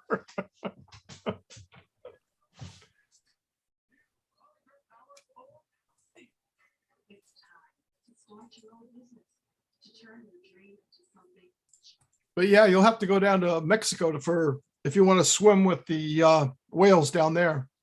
Hmm. What do they have, like charters that take you out to swim with them, or? Yeah, they're just little like ponga boats. And I mean, it's no different than, say, almost the distance you're supposed to stay away from them off the shore. About the same thing in the bay, because they're all in there. The mothers are all in, the cows are all in there. And it's a quarter of a mile to the max offshore in places. You can be right there with a whale. Here's a lady at the lodge, my last trip. She caught this picture and I asked her permission to, take this photo or have her send it to me. But this gives you a perspective of what we witnessed on our last day. I had caught my limit for the day, and I was with two other guys on my boat. We had 3 in my boat. Everybody else had 2. But so I asked the guys, I said, drop me off on the island, pick me up at dark. And I just wanted to sit there for the rest of the day. I was content. I had food, water, and camera equipment and drone. And just as the guys were pulling away from the rock, I hear, holy shit. And I looked over, and this one whale breached out of oh my God. Yeah, he come up out of the water. But here, this gives you a perspective of how big these humpbacks are. Oh, they're huge. That's the size boat that we're in. She actually took this, she was with her husband. He was fishing. She was just sitting there with her camera. Look how big that thing is. Yeah. It's enormous. About 50 feet. Oh God. Yeah. They say they can get up to 30 ton very easy. Yeah. Because they're typically 35 to 40. There's Mr. Rodney Bell. Yeah. Oh, look at him, Paul. He's all cleaned up, haircut, shaven. Yeah, wow. Wow. Itchy. Yeah, I got a heavy day tonight. Yeah. My goodness. I didn't even recognize you coming in, Rodney. Yeah. He must have a I hot just date sat there. tonight. I had to take a second look going, no, that isn't Rodney. Well, at least the backdrop and everything around him is Rodney, but That's Rodney's younger brother. Yeah, He cleans up my all right. evil twin. you Yeah. dropped some more weight. Mm-hmm. You look good. I'm down in low 230s now. Well, good for you. So what's up, guys? Hey, another day in paradise. Much. How's it going, Mr. Paul Hodges? Hey, what's going? I think I seen something this afternoon. You were on or something earlier or something? Yeah, I went live this afternoon. Yeah, I was out doing school bus and I got the notice, so. Anti-defamation. JD. Anti-defamation. Now, why is anti-defamation calling me? Hey, Rodney, Who's that? I think it's you. It's JD says Murray Hodges, Steve Ron, and Big Sexy. Who? Big sexy? Yeah, that's what JD said. Hanging with JD. Oh, I worked with a guy, he's gone to a different company now, but he used to call me Big Sexy all the time. And Oh, I mentioned that the other day and who said that? hanging with JD. Oh, okay. Yeah. JD did. Yeah. I said it the other day on one of my live streams and Well, you never know who's watching, Rodney. You That's never- true. That's true. Murray, Hunter, Steve, Ron, and Big Sexy. How's it going, JD? Newfound your Drone Productions, Marie S, Broke Necks. your new nickname. Yeah. Big Yeah. sexy. Oh, jeez. Oh, I'm gonna take off. Ron's of that gonna one. have nightmares now. Did you get a nap in, by the way, Ron? 3 hours, buddy. I still right. feel run down. I'm a wuss. Well, you said you worked like 2 days without sleep, didn't you? Yeah. I guess we don't bounce back as quick as we want to. Not when you get old. No. Hey, I'll be right back, guys. Okay. Yeah, It's an unfortunately, the interesting older we photo. get, the bounce back time seems to take longer and longer. Yeah, slightly delayed. Oh, sorry. Yep. Are Here's an you getting interesting the photo. Anti-Defamation League too there, Steve? Yeah. Here's a photo, Paul, from a year ago. And tell us how South Dakotans run. Yeah. Women Women for Trump. Yeah, right. Texam Power at 88022. Yeah. Big pink bus. That's nice. God, with everything that's going on here politically, Ron, I can't believe, we're still buying $6 million worth of oil from Russia a day. Well, you know why, who's benefiting from it. But they can do it. They're Biden important. Yeah. They're. So- So you almost wonder, guys, when's enough money enough money? But Oh, when you reach about 50 quadrillion, bazillion, gazillion dollars or death, whichever comes first. Yeah, Yeah. right. Did you see that Germany, I think, grabbed a whole bunch of oligarchs' yachts, and they're like 500 and 600 feet long. One of them was valued at $850 million. Wow. It's like, But it- whoever Steve's talking to, it must be having a good time. They're laughing. yeah. So, anti-defamation Uh-huh. was one of those warranty services. Oh. There's actually a voicemail was left. So just thought you guys might want to know who Well- anti-defamation was. Since I had to get a new phone, Rodney, because mine was on 3G, and I had to go to 5G. Now it comes up and it says, if it doesn't know what it is, likely scam. I get that every now and then. Especially if there's no name. Yeah. See, now all the other warranty calls I always got was unknown, basically, or they gave me the name of a city. So now they've found a way about it by generating a false name. In this case, anti-defamation there, So,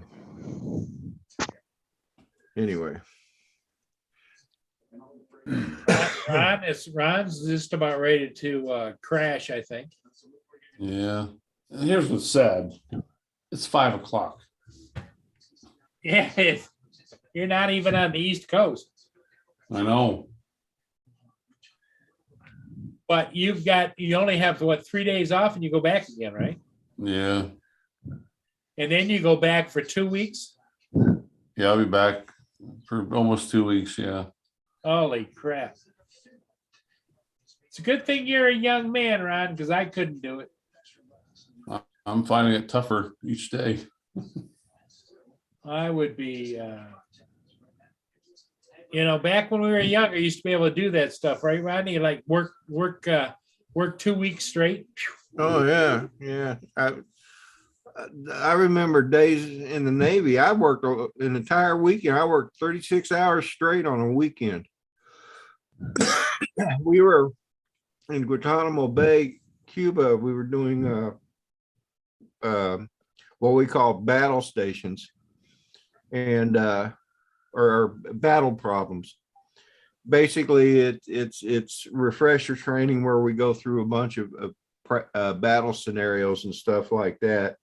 And we pulled into Guantanamo Bay for the weekend, and the engineering gang was doing some exercises, and they did something which caused a power surge throughout the ship and fried a couple of my consoles up in the CIC center. Ooh. And I lost 5 consoles. We lost 1 computer. So we had to do a marathon troubleshooting spree. Wow. I mean, I canceled my guys' Liberty and stuff, all, pretty much the entire weekend.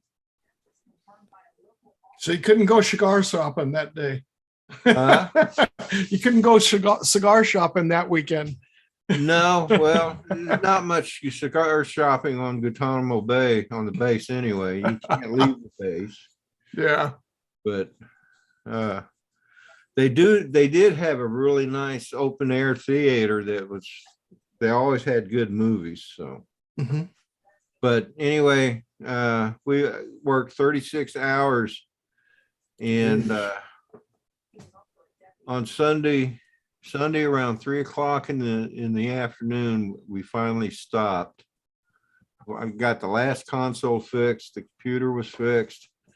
Everything was working. We were ready to get underway the next morning. I went down to go to get some sleep. I slept 2.5 hours. Got up and was up all night. I just finally managed to get some sleep a couple of days later, but it was rough.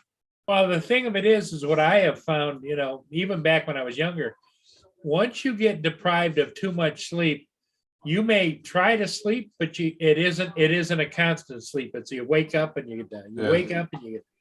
Yeah. It's like my partner and I the other night on the way to Phoenix, we took turns. One was, I said, pressing that mask on that guy's face, and the other one tried and sitting upright, and your head would fall, and I said we ran hard for 28 hours. That was that lung transplant, right? Yeah. And they were like 5-10 minute max cat naps, Yeah. But I see Teach, Giggles, and Drones has joined the chat. And Drone Shots, I apologize, man. How you doing? He said hi to me, and I guess I just kind of ignored him. Didn't mean to, but I'll tell you, JD though, he's like the American version of Peter Carroll. The dude's quiet, but he comes out with a JD is right there. Murray, Hodges, Steve, Ron, and Big Sexy. He comes out with those zingers. That cracks me up. So that's what you were coming into Phoenix for? Was that lung? Yeah. Lung transplant. St. Joe's was the name of the hospital. Yeah. Yeah. I knew Joe. He's not much of a saint. Yeah. All the Joes I know aren't much of either. My partner, though, she texted me yesterday, and she lives in a small community where the guy was from, and apparently sees his wife on Facebook, and she's been putting posts up. And I mean, technically we're not supposed to do that, but kind of following his progress a little bit. But one thing she did say that she was, thank God, she put a post on there today, something about thank God for the AirMed crew. My husband was so pleased with, blah, blah. She wanted to come with us. We couldn't take her. She was over 300 pounds. We had a weight and balance issue. And Well, that was the one you didn't have a chance to get more oxygen on board or anything. It was kind of a last Yeah. minute, get your butt over there. And yeah, God, I was nervous. And that's the other thing, it's one thing to be sleep deprived, but to be stressed on top of it. yeah, because he was on straight oxygen, wasn't he? Oh yeah. The problem was when we were in his room, he was on, I forget what the percentage was, but once we switched him over to our vent and our machinery, we had to we guesstimated everything at 60%. Well, now he's at 100%. I'm like, oh shoot, that throws the whole calculation off. Now we got to sit and refigure everything. And I'm at the hospital on the phone with the pilots saying, okay, guys, if we run out, where are our stop points? What's there's a procedure for refueling and a procedure for resupplying oxygen. If a patient is on board, what is the procedure? Like I said, it was a matter of phone calls and guessing and calculating. And you were already tired by that point. I was, it was pushing 1 o'clock in the morning when we left Montana. Yeah. And like, dear God, please help me. Just let me get to Phoenix, Arizona. Well, the interesting part I found of your story, Ron, and maybe Rodney is maybe you heard it before. Ron was saying that it probably should have been a jet took him. Yeah. Because it would have been half the time. Yeah. We were actually in Billings. And I don't know what it was, a Gulfstream, I believe. This thing was huge. But yeah, it could have got them there in half the time. Sometimes I'm finding in today's society, I'm sure you guys can all agree, it's all about the Benjamin. Yeah. Yeah. Do you want to give money away to the competition? Yeah. But what's more important, patient safety or money? It depends. I guess it depends on what side of the street you're looking from. Yeah. Imagine from your side, you're more worried about the patient, but the company says, all about the Run by the accountants. Yep. Yeah. And I'm also looking at my license. Could that fall back on, well, that medic and nurse made a decision to go ahead and go for it. Now we run out of oxygen. Yeah, because I found it interesting. Ron has a say of go or no go. Mm-hmm. The medics do, not the pilots. Go or no go. It's the medics. Weather-wise, the pilots do. The medics do have, but it's weird. The pilots have the final say so. No or no go. But any member of the crew says, I don't feel comfortable with this. You as a pilot, I think you made a bad decision. And I've done this 3 times in 5 years with my pilots. And I just said, I'm not going. I'm calling a weather no-go. Call dispatch and say, the medic, the nurse, the pilot, and whoever, said weather no-go. And what I don't like and what I don't feel is fair, yes, the medics do have more street experience, but I don't play that game. When we're looking at temperatures, I pull my nurse aside and say, hey, we have weather minimums as far as temperatures. And I say, hey, this is my thoughts. What are your thoughts? In other words, I want to involve my partner. I want her decision to coincide with mine. Right. And I think that's only fair, and respectful. So The dog peed on my leg, and then I noticed Rodney was on the computer screen. What's up with that? Well, just you, noticed that- don't you guys have, if it has to do with the patient though, you as the medics have the final word, right? Not the Yeah. pilot. Yeah, the company has a rule, a weather minimum as far as temperature of 25 below ambient temperature or 35 with wind chill. But then we got to add in the factor, when we're fixed wing, now rotor's a totally different Sure. calculation. The fixed wing, can we load and unload that patient at the sending and the receiving airport underneath a hangar? You know, in other words, I mean, granted, yeah, you open up a door of a hangar, yeah, you take it from 60 degrees to 10, but they'll back to the ambulance right inside the hangar, close the door. Then we open up the back doors of the ambulance and, we'll put the patient in, close the door back up. Then we call them the ramp crew will, pull us out, by tug. Right. At least that patient's inside, and secured, and warm, Yeah, Yeah, it's, but what do you do when you're on a helipad at a hospital? They don't have anything enclosed. You're don't. going That's- out into the open air.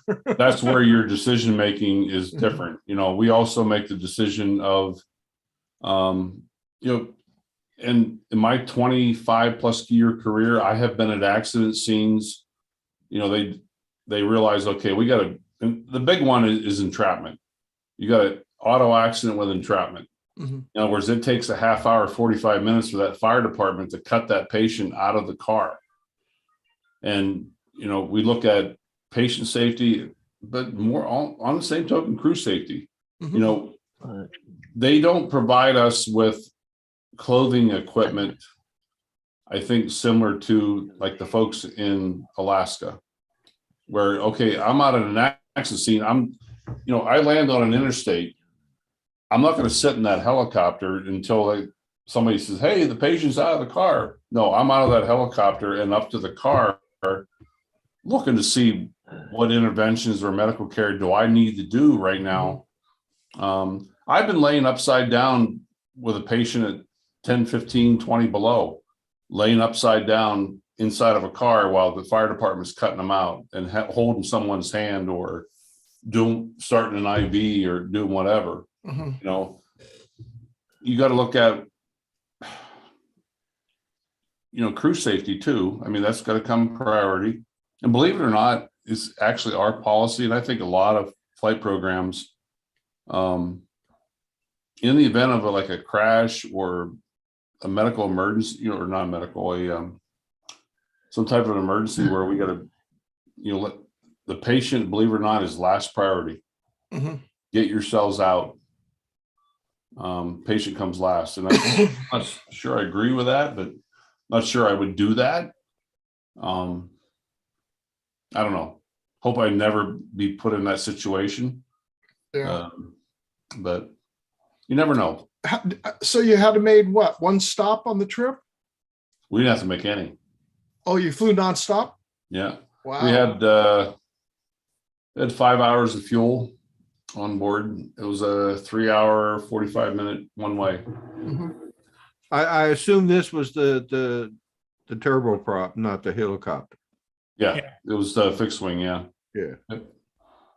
The helicopter would have never made it. Oh, shit, no, we'd still be coming back. Well, I kind of, I deduced it was the fixed wing, but I wasn't 100% sure. So Yeah. So does the company owns a Gulfstream too? No, I wish they did. Different Oh. company. Otherwise, I would have been calling them and say, hey, get your asses over here. You guys need to do this one. I got a chance to fly on one years ago in a Gulfstream, and it was owned by a guy that owned a construction company out of Chicago, and I was here in Arizona, and what a gorgeous jet. The whole thing was set up just for a few regular seats, and the whole back end and everything was set up as an office. Yeah. So he could run his business out of the back of that jet. Mhm. And it was like, Oh my God. Now this is luxury. I tell you, you want to see luxury? We go to the Mayo Clinic in Mhm. Rochester and St. Paul, Minnesota. Right. It's kind of the same thing like Rodney up in your area at Hopkins. Hopkins and the Mayo Clinic are the most prestigious hospitals in the world. Mhm. And they actually get patients from multiple countries. It was about 6 weeks ago. I was over in Minneapolis, and they had a jet come in from, where the hell was that from? I don't know. It was some shit. I can't remember. All I know is it was like a king. They actually will. I don't know whether they send them over prior to or they make arrangements, but they had almost like a presidential motorcade, bunch of Suburbans. But when that plane lands with that king, queen, prince, whatever, yeah, they have a whole motorcade and they get put into the hospital. They have bodyguards at those hospitals, but this is one of the only 3 times now I've got a tour. I just because I was curious as hell. I'm like, please let me see the inside of this plane. Mhm. And about 6 weeks ago, I got a tour of one of their planes. Holy crap. The gold and the mahogany in there was unreal. I don't know how that jet lifted off the damn tarmac. What type? What kind of jet was it? It was a Gulfstream, Oh yeah. I think. Yeah. Oh, And yeah, I think Gulfstreams are probably the most popular as far as High end. riding luxury planes and oh yeah. planes and stuff But like that. Unless you can afford a 757 like Trump. Yeah. But it was but these kings and queens that come. I actually saw it a lot. I actually saw more, Rodney, up in your area at Hopkins up in Baltimore. Really? Yeah. When I lived in Pennsylvania, we actually had a contract with Johns Hopkins in Baltimore, and we used to fly a lot of their patients into their hospital. So many times I'd go up on the floor and there would be certain wings that were blocked off by bodyguards. Yeah, you can't come down here. The whole wing was blocked off. Yeah, it was. Well, pretty that goes to the idea that there definitely is the haves and the have-nots. Oh yes. Oh yeah. Yep. We get a lot of big corporate jets flying in here to Orange County, coming into the Irvine area and stuff like that for high-end business trips and everything. But it's interesting to know, you get these people, like you say, kings, queens, but you get people in the big corporate area. Yeah. And because my cousin who lives in Saudi Arabia, her husband used to be one of the vice presidents of Aramco Oil. And whenever they would travel, and they would all be, say, coming here to the States, they would all come in separate jets. They would not come in one jet in case something should happen. Yeah. They're not going to lose, their half or all their board of directors out. They all have to come on separate flights. Mm-hmm. Yeah. And the only one that would be coming on the corporate jet would be the president. Yeah.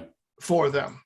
The rest of them, he was flying business class at the minimum, first class most of the time they'd fly. So, yeah, because when he was in he was there for 20 some years, because they have a forced retirement at 65. You're done. That's the end of you. Because when he was here, he was in New York for 2.5 years. And actually they were paying for a suite in Trump Tower for him to stay at. Yeah. And this is back in the 80s. They were paying $10,000 a month. This is back in the 80s for the suite that, the apartment he had there in Trump Tower. And it was so funny because my cousin, she is just jeans, pullover, sweatshirt, anything. But yet, because of her husband, they'd go to all these extravagant events for all the oil, companies. And they were in there, and she was in her daughter, the oldest one at the time, she was like 3 years old. And they're in the elevator and they're going up they were getting ready to go up, and they stopped, and all of a sudden the door opens up, and who is it? Donald Trump. He gets in there and he leans down. He goes, "Well, hello, young lady." And he goes, "Hello." And she goes, "My daddy lives here." And he goes, "Oh, really?" I'm happy he does. I'm sitting there going, I bet you're happy he does. Yeah. I have a few medics in Minneapolis that I've gotten to know, after 6 years of working there. The same ambulance company usually picks us up. The same, they've got, we went to their garage one time. They had like 25, 30 ambulances, but we see a lot of the same crew members, and a couple of guys I've gotten to know. And anyhow, they have told me that when they pick up these, dignitaries, a lot of times they will bring what they call the bariatric ambulance. In other words, a bariatric ambulance is for extremely large, overweight patients, but it's much more wider and roomier. The reason they bring that is for the personnel. They said those bodyguards will get out of the Suburbans, and usually from the airport into the hospital, you'll have 2 or 3 bodyguards that will accompany inside the ambulance with that, with that patient or the king, queen, whatever, Yeah. Yeah. And but I've learned a lot about. Rodney, you never ran into that kind of situation in the Navy, did you? No, Pardon me? Oh, I'm sorry, Rod. You say Rodney or Ron? Rodney. yeah, I wouldn't have. I mean, I wasn't a medic or anything, so. No, but I meant, VIPs, a lot of VIPs on board or anything, or? Oh, well, every now and then we'd get an admiral. The last ship I was on, the USS Preble, our skipper's father was Vice Admiral Bulkley. And I don't know if you remember much history about World War II, but when MacArthur was taken off out of the Philippines, it was Torpedo Squadron 3 that picked him up and took him to I forget. Anyway, took him to another island in the Philippines so he could escape to Australia. The commanding officer, or the commodore of that torpedo squadron, was then Lieutenant Bulkley, which was my captain's father. And I just happened to have the watch when we were pulling in, and Vice Admiral Bulkley was standing out on the pier. Now, he didn't have any bodyguards or anything like that. I mean, he was on a Navy base, but man, there was a lot of people showing him some respect, and he has a chest full of ribbons, but by law, he wears only one ribbon, and that's the highest ribbon you can have. Right. In other words, he was a Medal of Honor winner. And if you remember that he received the Medal of Honor for helping MacArthur escape. Wow. And I've read a little bit about his exploits. In fact, well, anyway, as I was saying, when we pulled in, I happened to have the first watch, and he came aboard, and I had to render honors for him and stuff. And let me tell you, that's nerve-wracking because the CNO even showed respect to this guy, and the CNO outranked him. Wow. But in fact, they called him out of retirement to run the insert board, which is what he was doing. He must have been in his 70s at the time. Wow. What was your role, Rodney, in the Navy? I had 2 jobs in the Navy. My first job was being a postal clerk. what was called a Navy postal clerk. And so the first 9 years of my career, I was a postal clerk, and I was on the Towers, USS Towers. I was the only postal clerk. Of course, it was a destroyer, and it's 350 people, officers and crew, right? So I was the only postal clerk on her. And then I went to the USS Sperry, and I was the senior postal clerk on that. Basically, I was the postmaster on the Sperry. Mhm. And then when I was on the Sperry is when I decided to change rates to data systems technician. So my last 11 years, I was working in electronics, working on computer equipment, display consoles, and for the Navy tactical data system. Right. So that's basically what I did.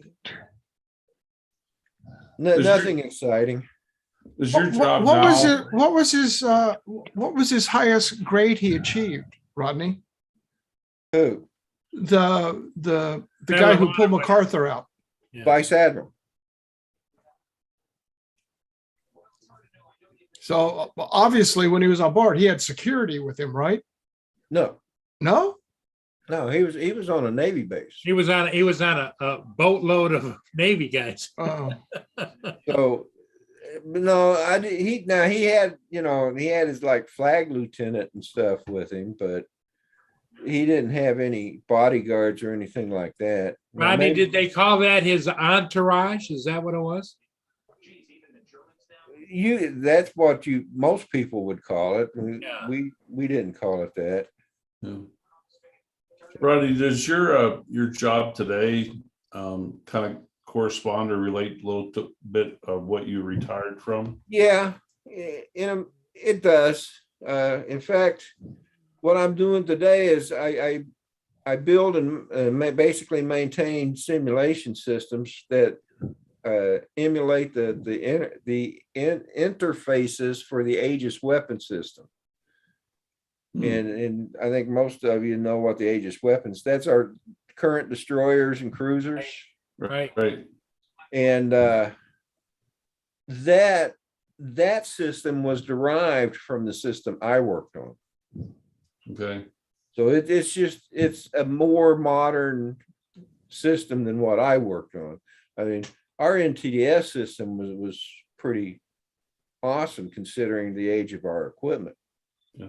Are you kind of like my friend Don?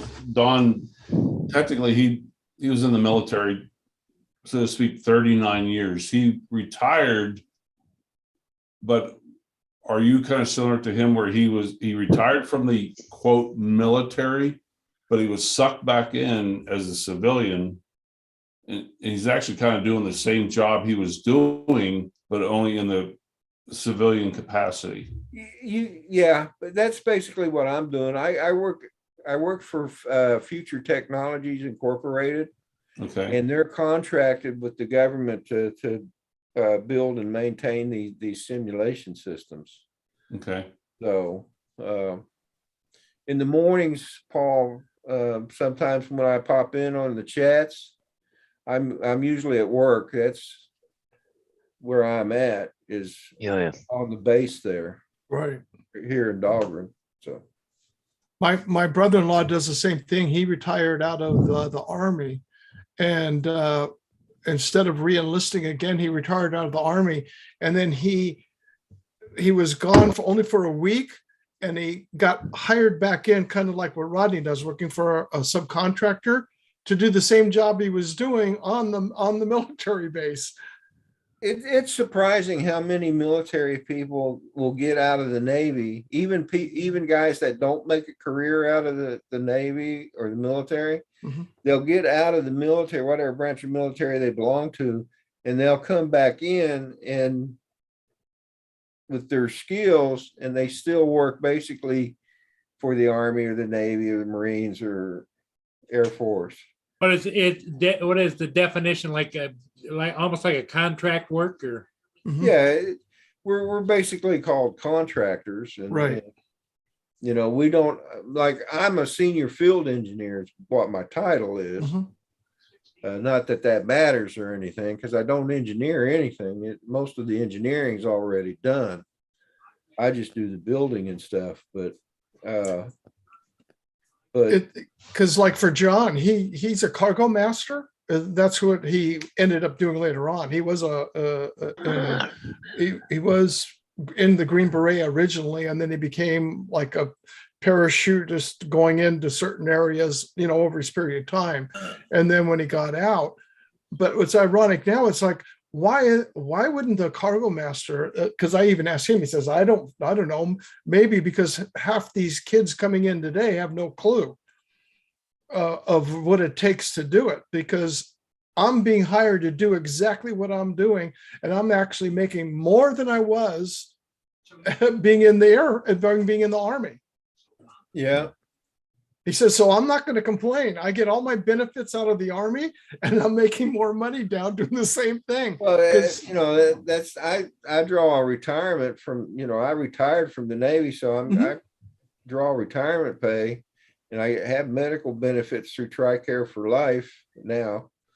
And before that, I'd go to work for a company, and they'd actually get shocked looks on their faces when I say I don't take I don't want to take the insurance. Well, it's good insurance. I know, but I have TRICARE. Yeah. Where if I take your insurance, I'll have to pay $250, $300 a month. Yeah. Whereas when I get TRICARE, when I was on TRICARE, I could make one payment for the whole year Mhm. and be done with it. Or I could pay in payments. Yeah. So at one point I was paying by the quarter. So every quarter I was paying, say, like $150, Wow, that's inexpensive. Yeah, in the grand scheme of things, yeah, it is really inexpensive, and believe me, now of course I have Medicare and TRICARE for life. So Right. TRICARE for life is basically the government's military version of a Medicare. Medicare. supplement. Well, that's kind of like, my good friend Lenny. She was in the Air Force, in the Army, and she went to work at the Pentagon, the Department of Investigative Services. Mhm. And she was overseas in that position, and he came back, and they were always after her to be a private contractor afterwards. And she says, no, I locked up enough people. I don't need to do it anymore. She was on my live stream Yeah. this afternoon. When I did my live stream this afternoon, I was actually doing a live stream both on YouTube and Facebook. Oh. That's the first time I've done that. Mhm. So don't know that I'll do it again. It seemed to work out all right, except I had to keep looking away from the camera to read the chats on Facebook. Yeah. You got to have both two pages open. Yeah. So, Yeah, because it's really funny how everything has gone to 1099, a contractor. Everybody's like gotten out, anybody with experience. And in fact, he had, my brother-in-law had another guy that was 5 years younger than him. Because that's about how long John's been out. He just came back out, and he came on to work for the same company he did. And he's young, a lot younger than John, because he started at such a young age. But it's just like the military is more or less depleting. Ronnie, I know with Don, my friend Don, when he switched out of full military and went to the civilian side of things, I think if I understand him correctly, it's still counted towards his years of Here's the service. right. so Is he, that the same in the Navy? if I was a civilian government employee, yes, I could count that time towards my military service. Okay, I thought you were. No, I'm a contractor. You're a contractor. There's a difference. I Okay, work for a private company that's contracted to the Navy. all right. Okay, now, if I became a government employee, which there's a lot of, in fact, I've had a lot of people that I've worked with have gone government. And in fact, one guy that I worked with, my friend Larry Pope, he went government, and he submitted the paperwork to have all his government time count towards his 10 years of Navy service. Right. So after so many years with the government, he could actually get a Navy retirement. Okay. Hey, Rodney, did you see what Curtis put in the chat? Come on, Yeah. Rodney, tell us some super secret stuff. Yeah, yeah. Let me see. Let me think. Curtis, I could tell you some really super secret stuff, but then I'd have to come out to Washington to shoot you.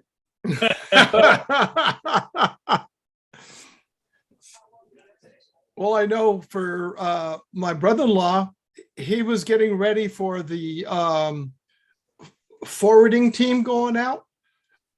They were the forwarding Right, you wanna team go outside? when the vice president went Come on, down go outside. to Guatemala. When she went down there, all that stuff was a forwarding team of everything going out to go forward with all the transportation and everything. That's what was going, they were loading onto the jets. Yeah. Hey, Curtis, you have a good evening, buddy. Have a safe trip home too. Take care, man. Drive careful. I- See you, Curtis. I scared him. Hey, Did Rodney? I scared him. So now he's leaving, you know? he headed for the bunker. Yeah. Yeah. Ron, you were getting ready to say something? I was gonna ask you another question. I remember what it was now. I'll think of it in a minute. You know, Don't tell me this is a senior moment now, Ron. Another senior moment. Damn it. well, you know what, Ron, don't feel so bad, because today I was talking to my government person at work, Mhm. and there was something I wanted to ask him about, and it was right in my head, and we were talking about something else. So when we finished talking about that one subject, I'm like, I got a question for, and then I'm like, but I don't remember what it is. Don't feel bad, you know. I Yeah, started having senior moments when I was about your age too. yeah. There's days, Rodney, when I go to the other room to do something, I get in there and say, now what did I come in here for? Oh, Yeah. that's an You know, everyday Funny occurrence. thing is that Monday night, well, actually Tuesday morning, my one female pilot, Kelly, she's a great gal. And it was 11:30. We got back and she's getting ready to leave, and I'm hearing this commotion from the pilot into the hangar, and she's walking around and she's kind of like snarling. I'm like, Kelly, what's the matter? She goes, I can't find my F. She's mad. She goes, I can't find my effing keys. I'm like, Kelly, look in your right hand. Oh, And you fly with her? she's only 42. And she's the pilot. Yeah, She's she's the 40. pilot? Oh, no, thank you. I'll walk, thank you. Yeah, she was tired, you know. And that's the problem with me the last couple of days. I'm still kind of burnt out. Oh, yeah, it happens. The older you get, the more it does happen. Well, We don't and bu- plus the more stress you get too. Yeah, we don't bounce back as quick. You get stressed out for sure. Paul, let me take one more peek out back, Okay, see if the kids are outside, he's gonna see if the herd is in. the AKA the trespassers. Yeah, trespassers. They've Ron? abandoned Yeah. you because you haven't been there to feed them. Do they allow you to shoot trespassers? In the net if needed. Well, you know, I'm just saying, Yeah. you shoot the I don't know. trespassers. He's getting awful friendly with them. They're eating right out of his hand now. They are reading right out of my. Oh, really? Yeah. Not even, you put it in your hand? Yep. Yeah, Oh, cool. yeah. He's got them named too. I told him, I said, well, at this rate, Ron, you won't have to go buy that lawnmower for your new place. With all this herd in there, you're gonna have automatic lawn service over there That, and yeah. he's when your got grass comes in. he's got his own little pet bunny there. He named him Thumper, and yeah, it's gonna be like Ron's Wild Kingdom.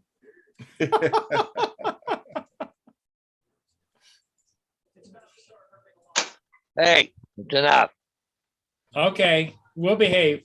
Yeah, You we'll behave behave, now. Paul. Yeah. Don't get mad at us anymore, please. Yeah. Little bastards are out there, bark, bark, bark, bark, bark, bark. Oh, the dogs are barking. Yeah, I don't know what they're barking at, but So anything new and exciting, Rodney? well, Paul, that drive crashed. I lost everything. So it crashed, huh? I don't know what happened. You take it to a. I got it hooked up here and I found it because I had to put a drive letter to it, and it's gone. Everything in there, it's completely free. There's nothing on it. So No herd, huh? Yeah, they're up at the Andersons. The Andersons I don't know where they're are at. better. Well, maybe they roast the corn for him. They, the funny thing is, I was down at the city building. You can't call it a city. He calls it a city village. How many people live in that village? Couple hundred. 100. He was at the city building, Rodney. Well, Don't that's what they City call building, it. Yeah. But there was a lady down at the corner, and she's standing there. She had a whole pack of cut up apples, and she's sitting there all crunched up, and they're all literally right at her. And she's like, "Oh yeah," just handing them out. Oh, wow. They were like bombarding her. The deer are that friendly, huh? Yeah, yeah. I guess if you had humans feeding you, I guess if I had humans feeding me, I'd be friendly too, I guess. Yeah. Well, Rodney, I don't know if you heard the story or not about Ron is not the guy to go work out with, because he went down to the city workout gym. Yeah. Tell him what happened, Ron. Well, I met a guy down there.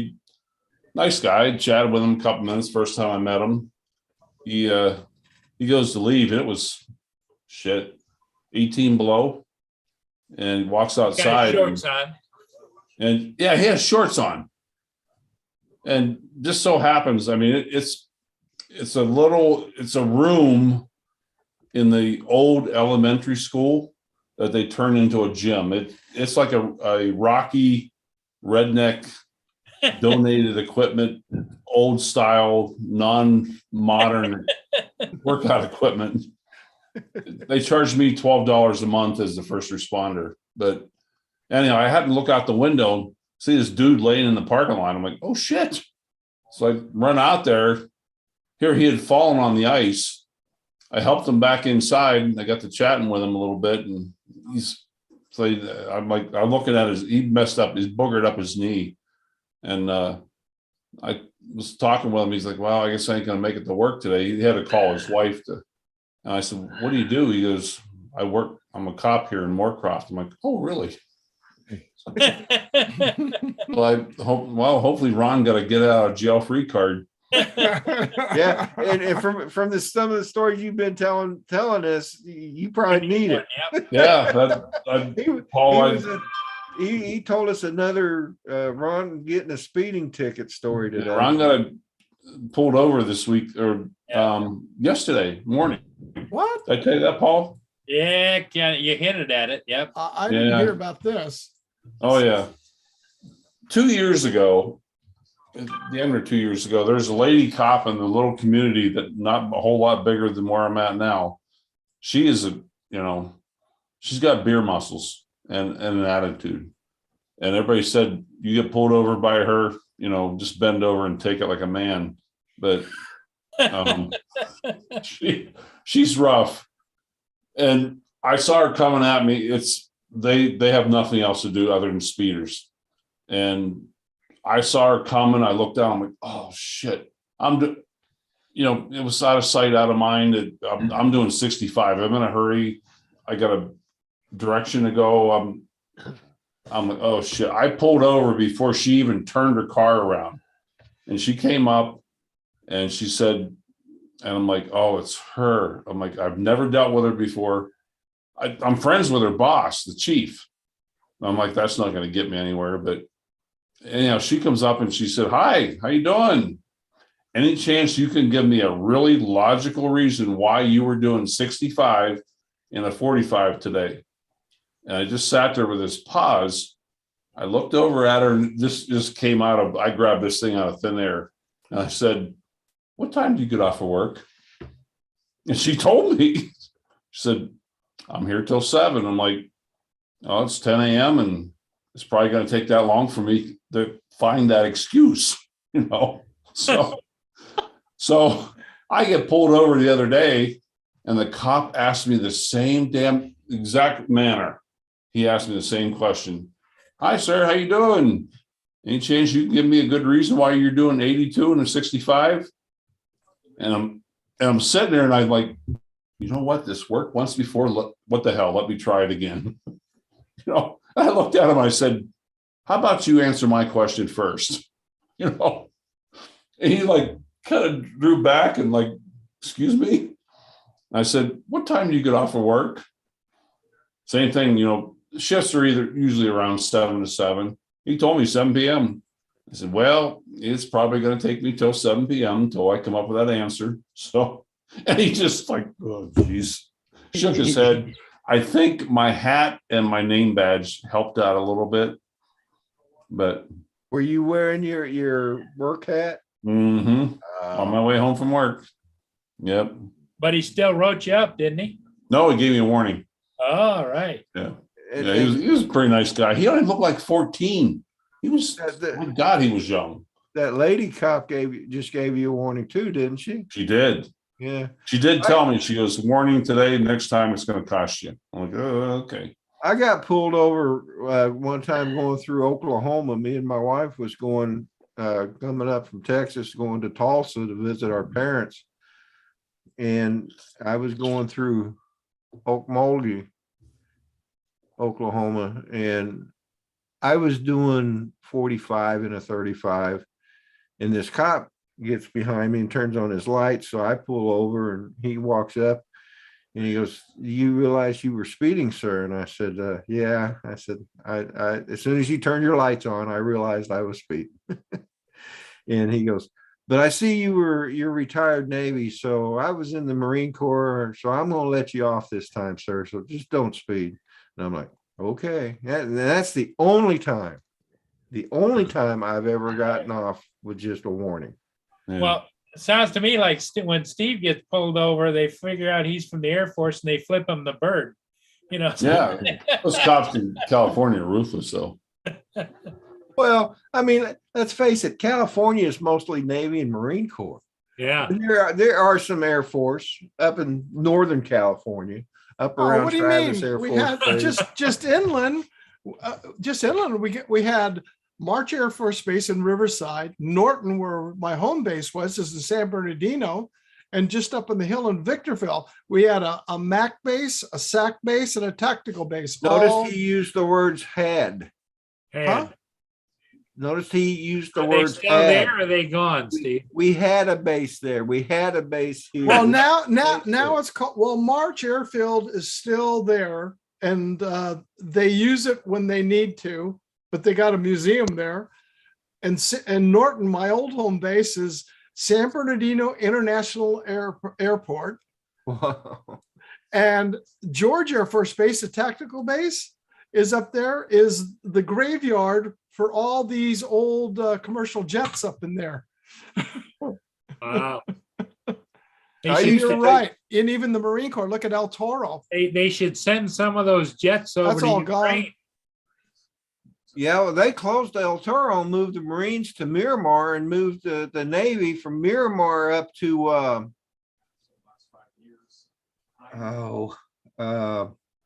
up north in Northern California. Yeah. I can't even think of the name of it now. But In Sacramento area? it's more around the Bay. It's more in the Central Valley. Hmm. Hang on a minute. Now I got to look it up. But you're right, it's had. I've always Hey, found sweetie. Humor the cop. Yeah. I told a cop once, he pulled me over and I was on my way to deer camp. I told him, I said, I'm on my way to deer camp. And I said, had to get away from the wife. Have you ever been there? I said, that last 10 miles. I said, I'm getting Lemoore. so excited. Yeah. What was it? Lemoore, California. Oh, Lemoore. Lemoore, Yeah. Yeah. Yep. Lemoore Naval Air Station. Yeah. More or less. I lived about 20 miles south of Lemoore when I was in California. Yeah. That's where I flew the first simulator. Yeah. But I used to take my kids to Travis Air Force Base to watch the C-5s take off. Yeah. That is something. Yeah. Mm. You That's haven't a- seen a plane take off until you watch a C-5 take off. Yeah. Did you ever see a B-52 Oh, yeah. take off? Yeah.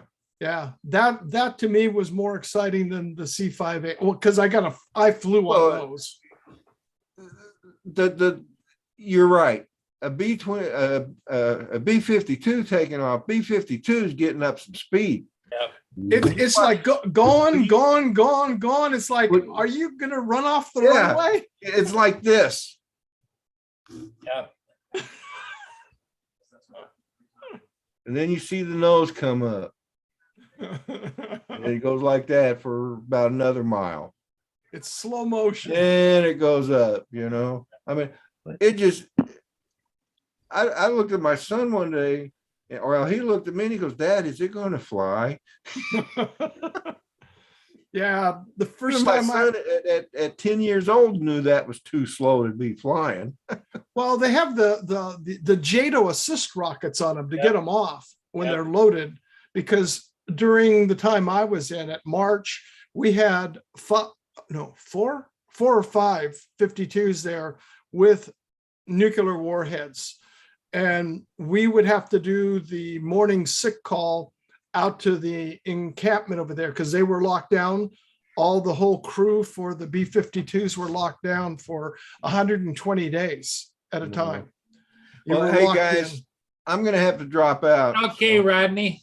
Steve, I'm not trying to run out on No, your it's story, okay. buddy. It's just, Thanks for coming in, Rodney. Your wife's sure. home, I know. thanks for allowing me to come in. Hey, anytime, Rodney. You're always welcome. All right, buddies. We'll see Okay. y'all later. See ya. Bye, everybody in the chat. Hey, nice shirt, by Hey, the way. Rodney. Thanks, right? Yeah, And- I'm gonna and- get another one of these. And Rodney, thanks for letting us in on your new nickname. Yeah. Was that sexy? Big Sexy. Big Big sexy. Yeah. sexy. All right, guys. Bye. Bye-bye. See you, Rodney.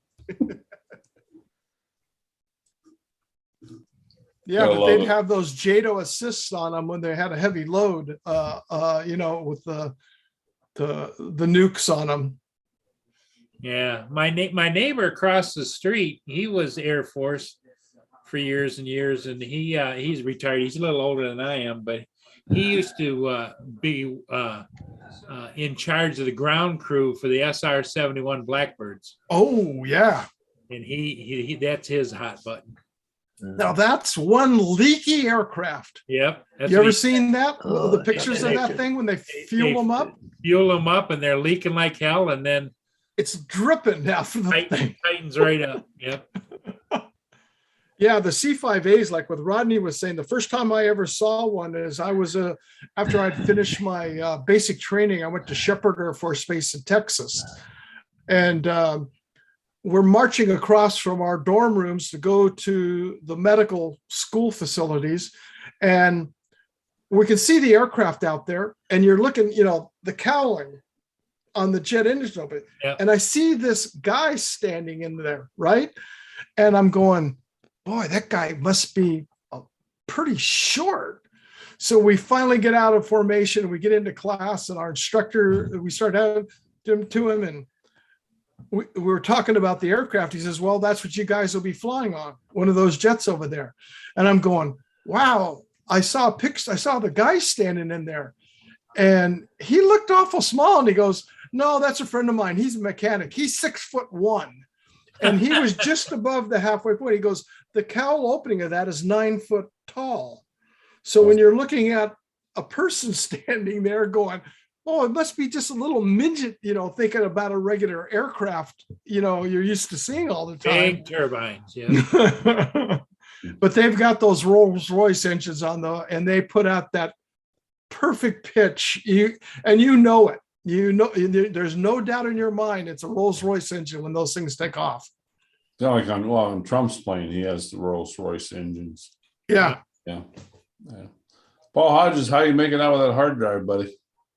She crashed. Uh-oh. Oh man. Is it recoverable if you took it someplace, Paul? I don't know. I'm thinking about running it up to computer shop up here, see what happens. Yeah. Yeah, I'd hate for you to be losing all that information. Well, there's not just pictures and stuff. It's I got my work file on here for all my customers. Oh, your customer. Oh, I back it up to there, right? Yeah. Okay, I just want to see what this one is. But you got all the stuff still on your computer, so it's duplicated then. Yeah, what's this one? 2203. Okay, I think I'm okay. Hang on here. Just let me go back. No, that's an old one. Damn it. Okay, let me go to. JD, say goodbye to Rodney. Take care of Big Sexy. I've I've got most of everybody here, but it just there's I got a few new customers. I'm gonna have to re-enter all the information, I think. Wow. Yeah. I don't know if I kept it on a jump drive or not. I usually back everything up. I backed everything up to that hard drive, then the hard drive crashed on me, right? You almost need to have, in your case, you're using it for business, 2 hard drives. You keep backing them up one to the other, one to the other. Yeah. The other. Yeah. Okay, that's an old one. Holy crap, 2015. No, that's Shit. way too old. Damn it. Well, hey guys, I'm gonna be a party Okay, pooper. Ron, and- yep, you're looking tired. Yep. Yeah. I think we're gonna shut her down because some people like to go to that other show. Oh, that's right. Thursday night. Other show? Yeah. Yeah. Yeah. What, is there another show on? The comedian. Yeah. Nah, I'm not gonna go to it, that's for sure. Yeah. Okay, that was all my jump I hope drives. to be back to normal tomorrow. I'll get one more good night. Usually two good nights sleeps, and I'm Yeah. kind of back to normal, Okay. somewhat. Yeah. Well, hopefully we'll see you tomorrow, Ron. Yeah. And Steve, you're always welcome too, you know? Thank you. And thank you for the email invite. Appreciate it. Yeah. You betcha. Yeah, Steve is not up for the morning show, but No, but he's usually around in the evening. Well, yeah. he's 3 hours different. So right out there now, it's only 5 o'clock. 5 Yeah. o'clock. Yeah, 6 o'clock here. Yeah. Yeah. All right, boys and girls. Well, everybody Okay, have a nice guys, evening. everybody in the chat, thanks for being here. And JD, thank you for the tip on Rodney. Yeah. Big sexy. Big sexy. Yeah. He's not going to live that one Oh down. no! Wait do I see him in Florida? Come here, Yeah. you big Big, sexy. hey, there's Big Sexy. Oh, well, especially for Rodney, he's going to do on the 12th. He's going to do that special remembrance show Yeah. for Rick Rick. Halber. Yeah. And that's yeah, the one we'll yeah. have to harass him on because that Exactly. will really. Yeah. There's the Big Sexy. Yeah. Yeah, when I see him in Florida next month, I'm like, come here, you big sexy. Up there and give him a hey, big sexy. Yeah, I will. Yeah. And you say it really loud so everybody hears. Uh-huh. Everybody hears me. Yeah. Yeah. Paul, thank you for having me on. Hey, okay, Ron, thank you. And Steve, I guess we're gonna Thank shut you. it down. Yep, Paul Yeah. Hodges and Hey, Steve, hey, guys, hey. take care. Paul, Everybody in the chat, Paul. thanks for being here. and good luck with the hard drive, Paul. Yeah. Yeah, I'm still working on it. So. Good night, everybody. And everybody in Yep. chat, take care.